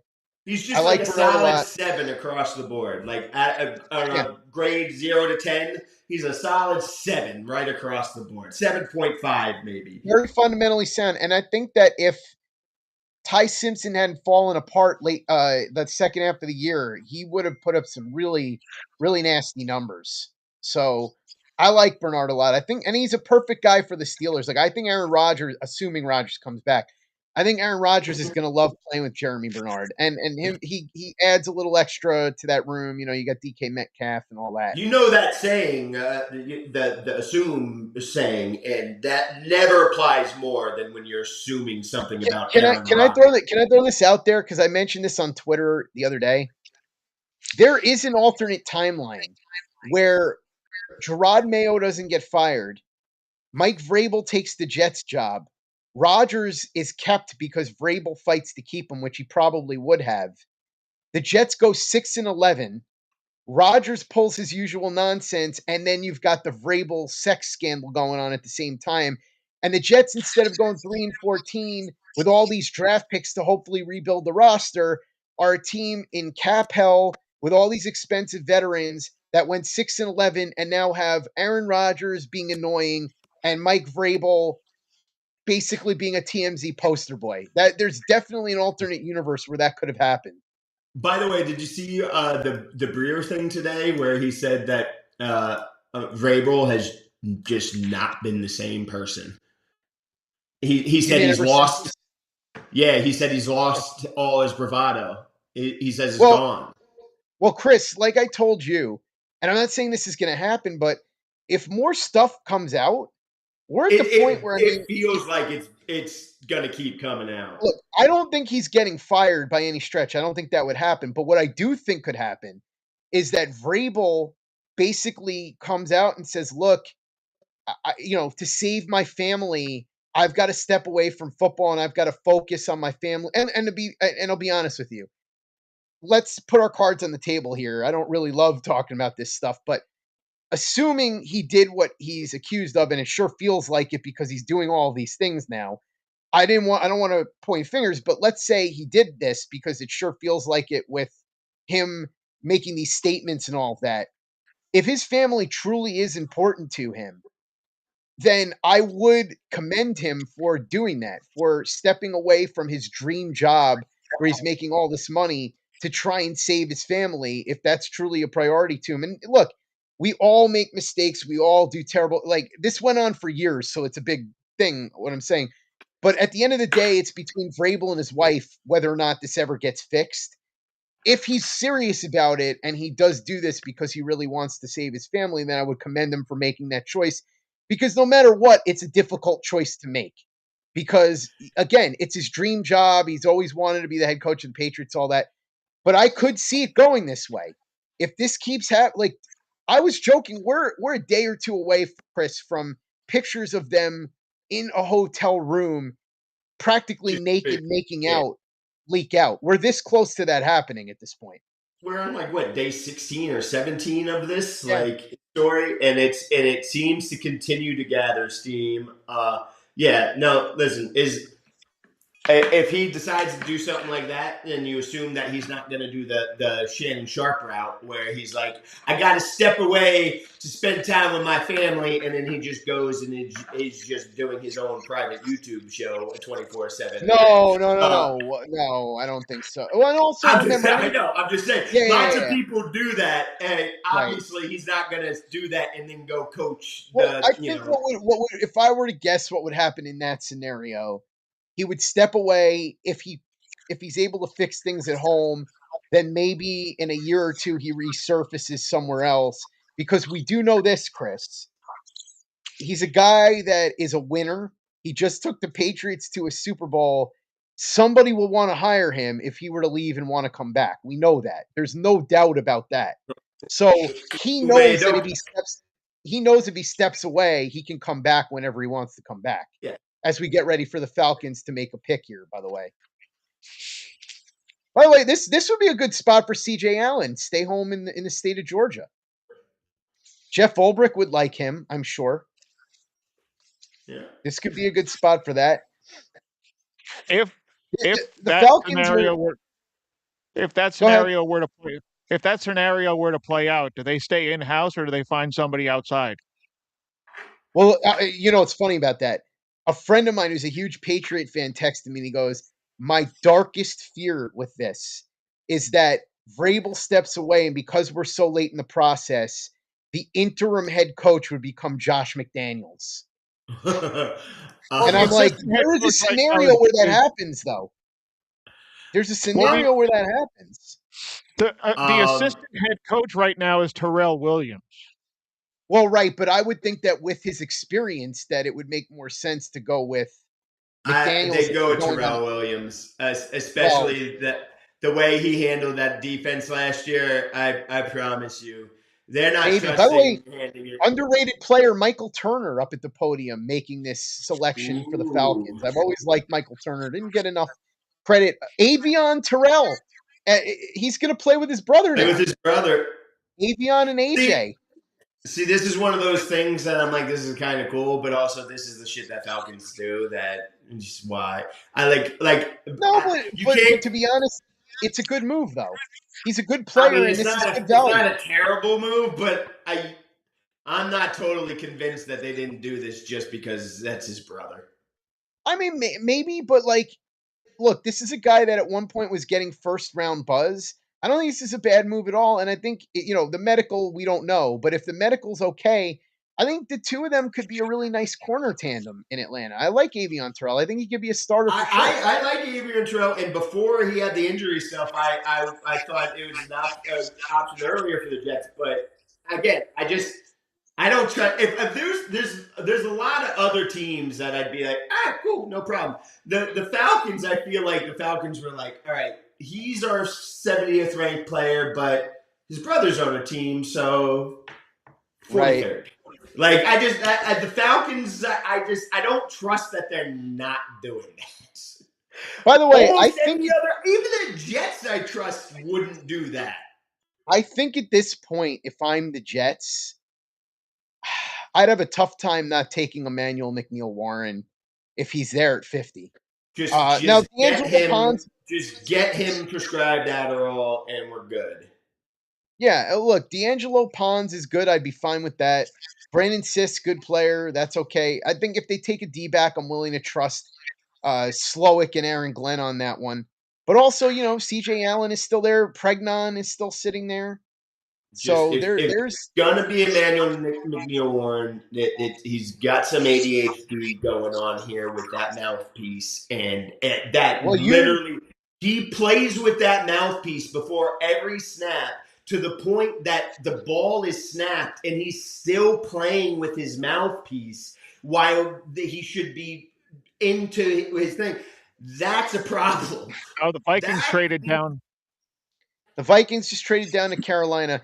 By the way, if the Jets do get Emmanuel McNeil-Warren going at number 50 feels very much like a Ravensy type of move, right? Doesn't it? That's like the kind of player where you're like, wow, okay, I can't believe he's still there. I only ever talk about me doing the mock simulation drafts for the same reason the teams do mock simulation drafts. I go through and I do different scenarios. And sometimes I'll make a pick at 16 that I would never do, but I want to see how the board will play it, how it would look in this. And this is something I probably wanted to talk about more too, just overall draft.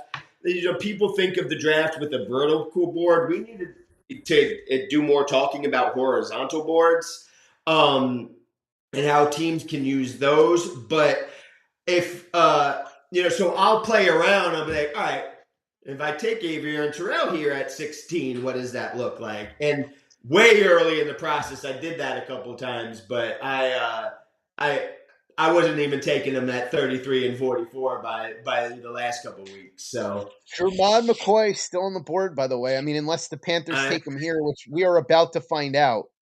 So Jake Delhomme, by the way, Jake Delhomme making this pick, former Super Bowl quarterback for the Carolina Panthers. And let's see who they are about to pick here. And then the Jets will be on the board unless they trade down again. And it's Lee Hunter, who I like a lot. I'm a big Lee Hunter fan.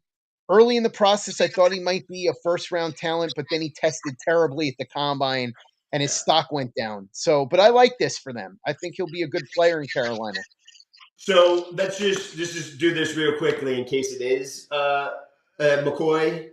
If it is McCoy, like injury concerns are huge. That's the only reason why he's here. He missed all of last year, and he was supposed to come back like mid-season, and it just kept not happening. And he wasn't able to do any workouts or anything. But his 2024 tape is better than anything from anyone else in this class. Better than anything Mansour Delane has done. Agreed. And if the doctors sign off on it, then you got to be cool with it. That's just how you got to be. I get it, but also, look, and this doesn't guarantee anything, but we know that Aaron Glenn is a Bill Parcells protege, and Bill Parcells is huge on being available. His famous quote is, "The best ability is availability." And I remember a story that Adrian Morel told me about when Bill Parcells first came into the locker room for his first meeting when he took over. He threw a huge binder down on the desk, and he said, "Can anyone tell me what this is?" And one of the players said, "Is that the playbook for this year, coach?" And Parcells said, "No, that's last year's list of injuries, and this crap's going to stop now. And anybody that has a problem with that, don't get on the plane." And Morel told me that like half the guys didn't get on the plane. So I'm just saying, look, they may go McCoy because maybe they're comfortable with the medical. But if there's major questions about the medical, I do wonder if Aaron Glenn would be worried about it, especially when you do have, if you want a corner, you've got Pons and you've got Sis that are still on the board as well. So you could go, and then look, at safety, you've got Emmanuel McNeil-Warren, you've got Bud Clark, you've got A.J. Halsey. They're all sitting there. C.J. Allen, if you want an off-ball linebacker. We talked about Emmanuel Pregnon, if you want to go that route. There's a lot of good players. Agreed. All I'm saying is, for fans, your reaction, if it is McCoy, should just be happy. You should be good. You should just assume that the medical team cleared him, and you got an extremely impressive talent. The pick is in. Don't anybody say a damn word if you know who it is. But I'll say this: if the Jets pick Jermod McCoy, Arch Manning. Yeah, right. If the Jets pick Jermod McCoy, I want every single Jets fan that is hearing this and is going to listen to Play Like a Jet later and all of that, I want all of you to be ready to go to YouTube and type in the name Brandon Roy. That's what I want you to do. If Jermod McCoy is the pick here, you're going to have to go and watch Brandon Roy highlights. So let's see what happens here. But yeah. You know what? And have yourselves a wonderful day while you do that. What a treat for all of you. Because you will enjoy the hell out of it. You will. Brandon Roy highlights is like Christmas. It's a beautiful thing. Brandon Roy. Stop reminding me of the torture. I loved Brandon Roy. Brandon Roy is that guy you post the video, the highlights of him, and then you tweet out, they'll never realize what they took from us or something like that or whatever. And then you play the Brandon Roy highlights.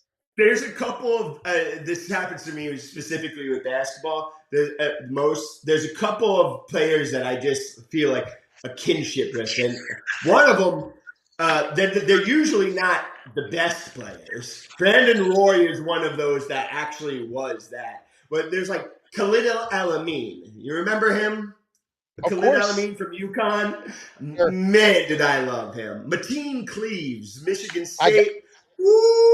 I got one for you. I got one for you. You ready? This is still maybe the coolest name in the history of college sports. God Shamgod. You remember him? Yeah. Yeah, of course. I knew about him before. He was famous before college. He was a Rucker Park legend. Yeah.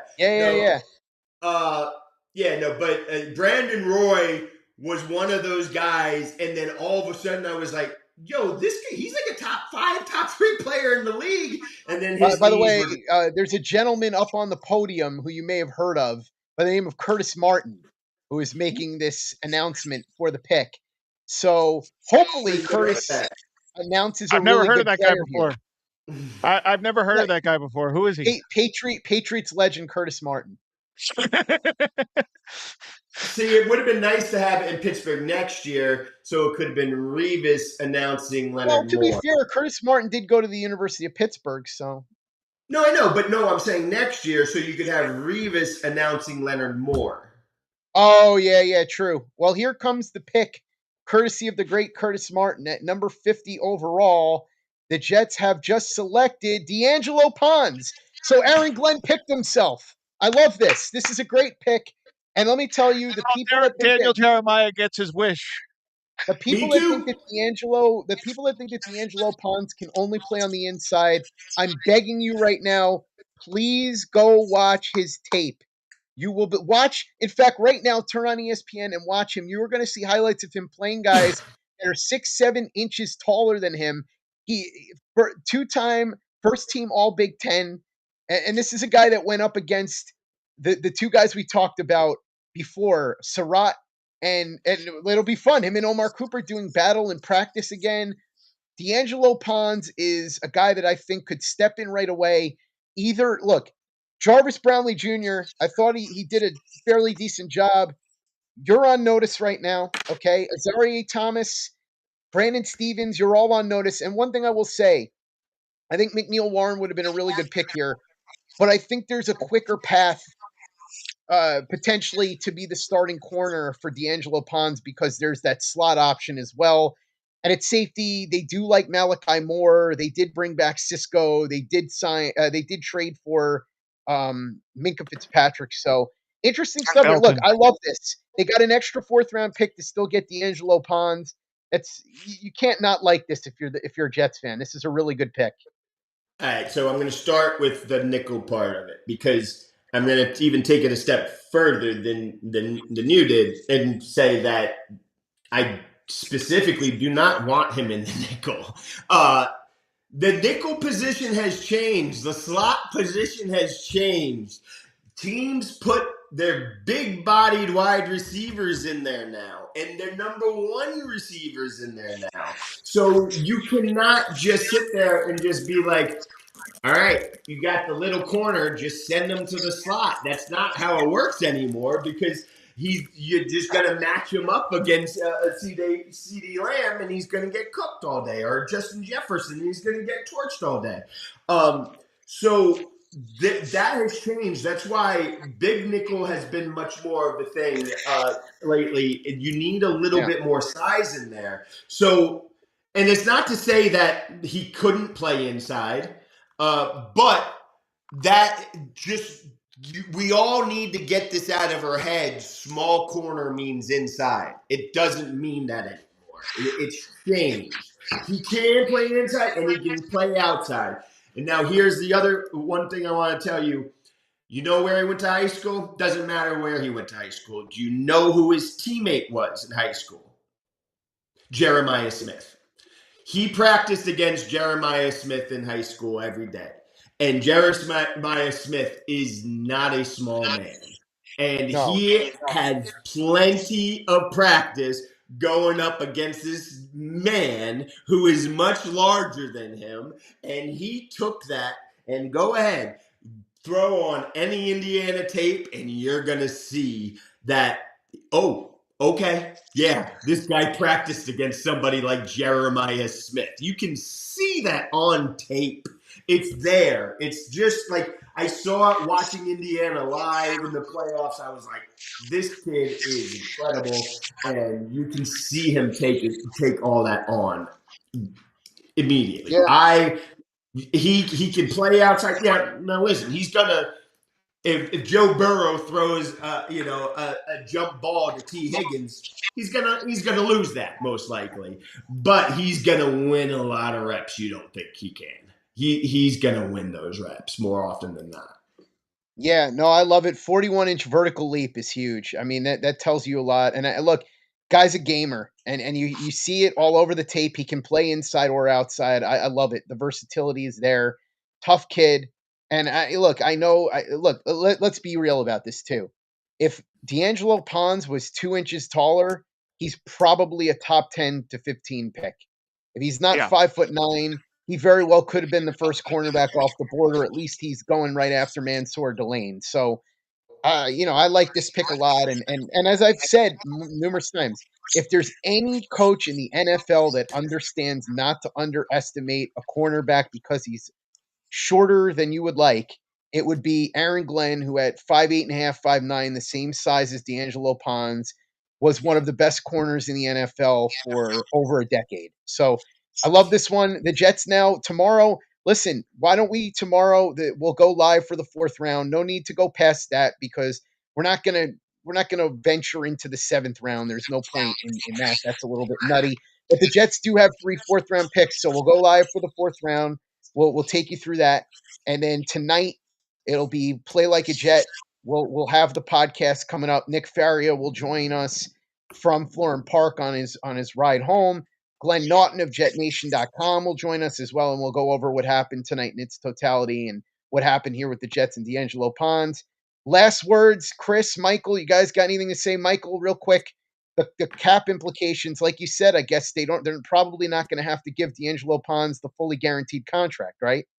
It's probably going to be the first 3 years are fully guaranteed, and then the last year will be a certain percentage, so it might be 50% of the last year. So that would mean roughly 80% of the complete contract is fully guaranteed. So, and it depends on how they split up the money, because the way overthecap.com shows you the contracts is they feed it all into the base salary. And a lot of the time you will see the teams drop the base salary down to the minimum and give players a roster bonus. So, and then maybe the roster bonus will be guaranteed and only part of the base salary will be guaranteed in 2029. So that it depends on how the Jets want to organize that part of the money. And when it comes to the cornerback position, with Minkah Fitzpatrick being able to play in the slot, I don't see I think Jarvis Brownlee could be gone. No, get out of here. Jarvis Brownlee's not going to be gone. Yeah, he played well enough, and he's on a cheap contract. So, no, I think Minkah Fitzpatrick is probably going to play a little bit of strong safety, a little bit of free safety. I guess we'll see. Yeah, they're going to move him around. They'll move him around. I'm saying that they could move Pons based on the matchup, based on he could be assigned to a certain player and then follow that player outside and inside. They could do a box and one. Gotcha. Yeah. I mean, I don't know that they'd be doing that with a rookie, but who knows? I mean, it's possible. But he has the ability down the line to be used as a piece. Chris was talking about how he could play the bigger guys, and and how the bigger guys are now moving to the inside. But if let's say the 3 corners on the field are Thomas, Stevens, and Pons, they could just say, Pons, you're with this guy, and if he's in the slot, you're the slot corner. If he's on the outside, you're on the outside. And then the other two are... Yeah. They're not totally against the idea of Brownlee lining up outside either, so they could do some mix and match and play. And Brownlee might... I honestly don't watch a lot of tape, but what was Pons like against the run? He was good against the run. Again, this is an Indiana team. Brownlee was good against the run. So last year, Pons is incredibly physical for a guy who's 5'9", 180 pounds. Against the run, now I don't want to say what I was going to say. I have to go back and look at that specifically on tape. But I was going to say at least similar bucket like Revis against the run. Like Revis was really good against the run. He would, if he saw it, he would attack it and go at it.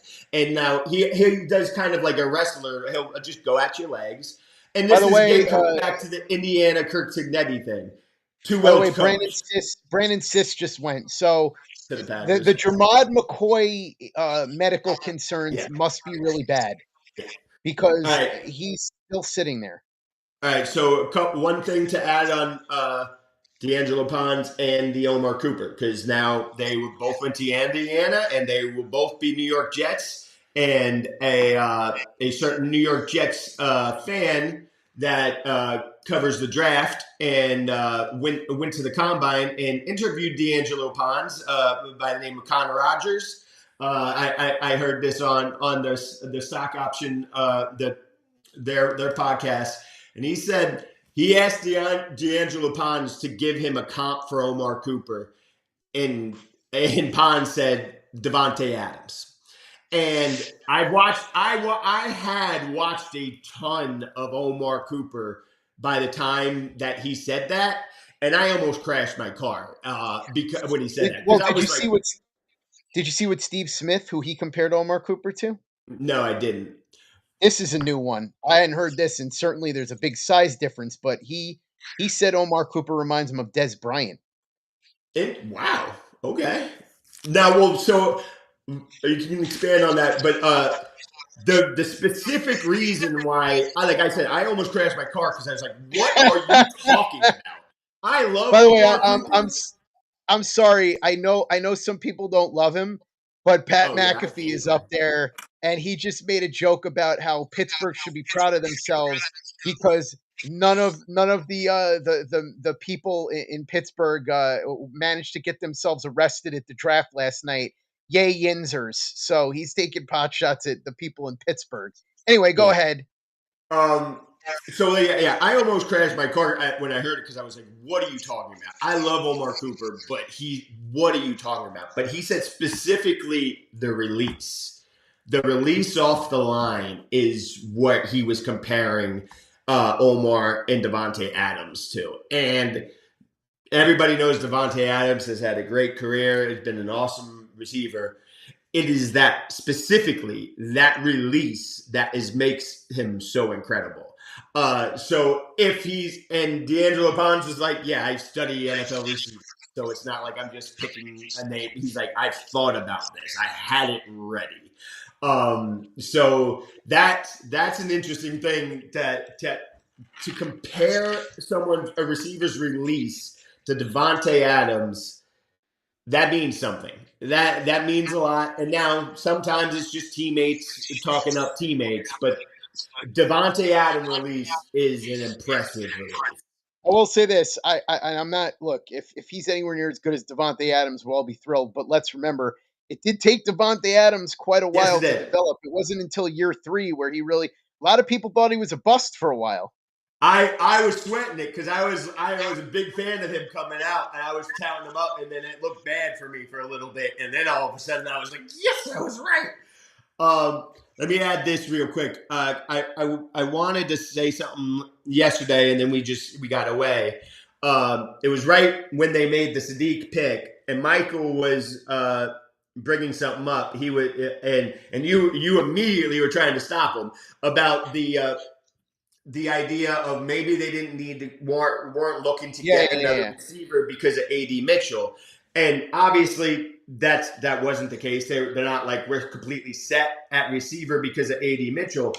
But what I will say here is AD Mitchell can be this sacrificial X without any issue on this team next year. He can absolutely be a decent, solid sacrificial X that allows them to play Garrett Wilson, Omar Cooper, and Kenyon Sadiq off of each other. Just different combinations, different variations. And you just put AD Mitchell out at the X, and you just have his speed that as something that has to be respected. And then you can use these other guys to just kind of run off each other and do different combinations and stuff. That is a very real, way to construct the offense here that could pay dividends more than most people think. Yeah. All right. With that, we will end this for tonight. We'll be back tomorrow. One more thing, though. After the Ponds pick, where the Jets sit, as far as I'm projecting to week 1, is about $16.4 million for the season. Oh, by the way, the Eagles In just cap took space. Eli Stowers. With That's interesting. Under the cap, they still have that under it. Well, right? that factors in a $10 million buffer for in-season free agents. So starting from, I like to project to week 1 because of the because of the top 51 rule doesn't really give you a full picture. So starting at week 1, they'll have about 26.4 total projected cap space with all the caps, and that's with Michael Carter II, Aaron Rodgers, Jordan. I almost said Jordan Love. With Fields, Gardner, and Quinnen Williams as the dead cap. That's about $90.25 million from those 5 guys. Eagles. And that doesn't count. Yeah, I just said that. Eli Stowers. By the way, CJ Allen went to the Colts. I like that a lot too. I like that too. They need defensive You know, as soon as we get off the air, the Jets are going to trade back into the third round, right? Of course. They're going to use those 4th rounders to trade up into the 3rd. But anyway, gentlemen, tomorrow, number 103, number 128, and number 140 will be back for those picks. Thanks to everybody that joined us. Everybody have a good night. By the way, I will be joining Ryan Delaney and Green Bean and Matt O'Leary on their stream at 10 o'clock for a couple of minutes, maybe 10, 15 minutes, just to talk about my thoughts on these picks. So for anybody that's interested, go ahead and check that out. That's the Talk Jets 24/7 stream, I believe Ryan's doing.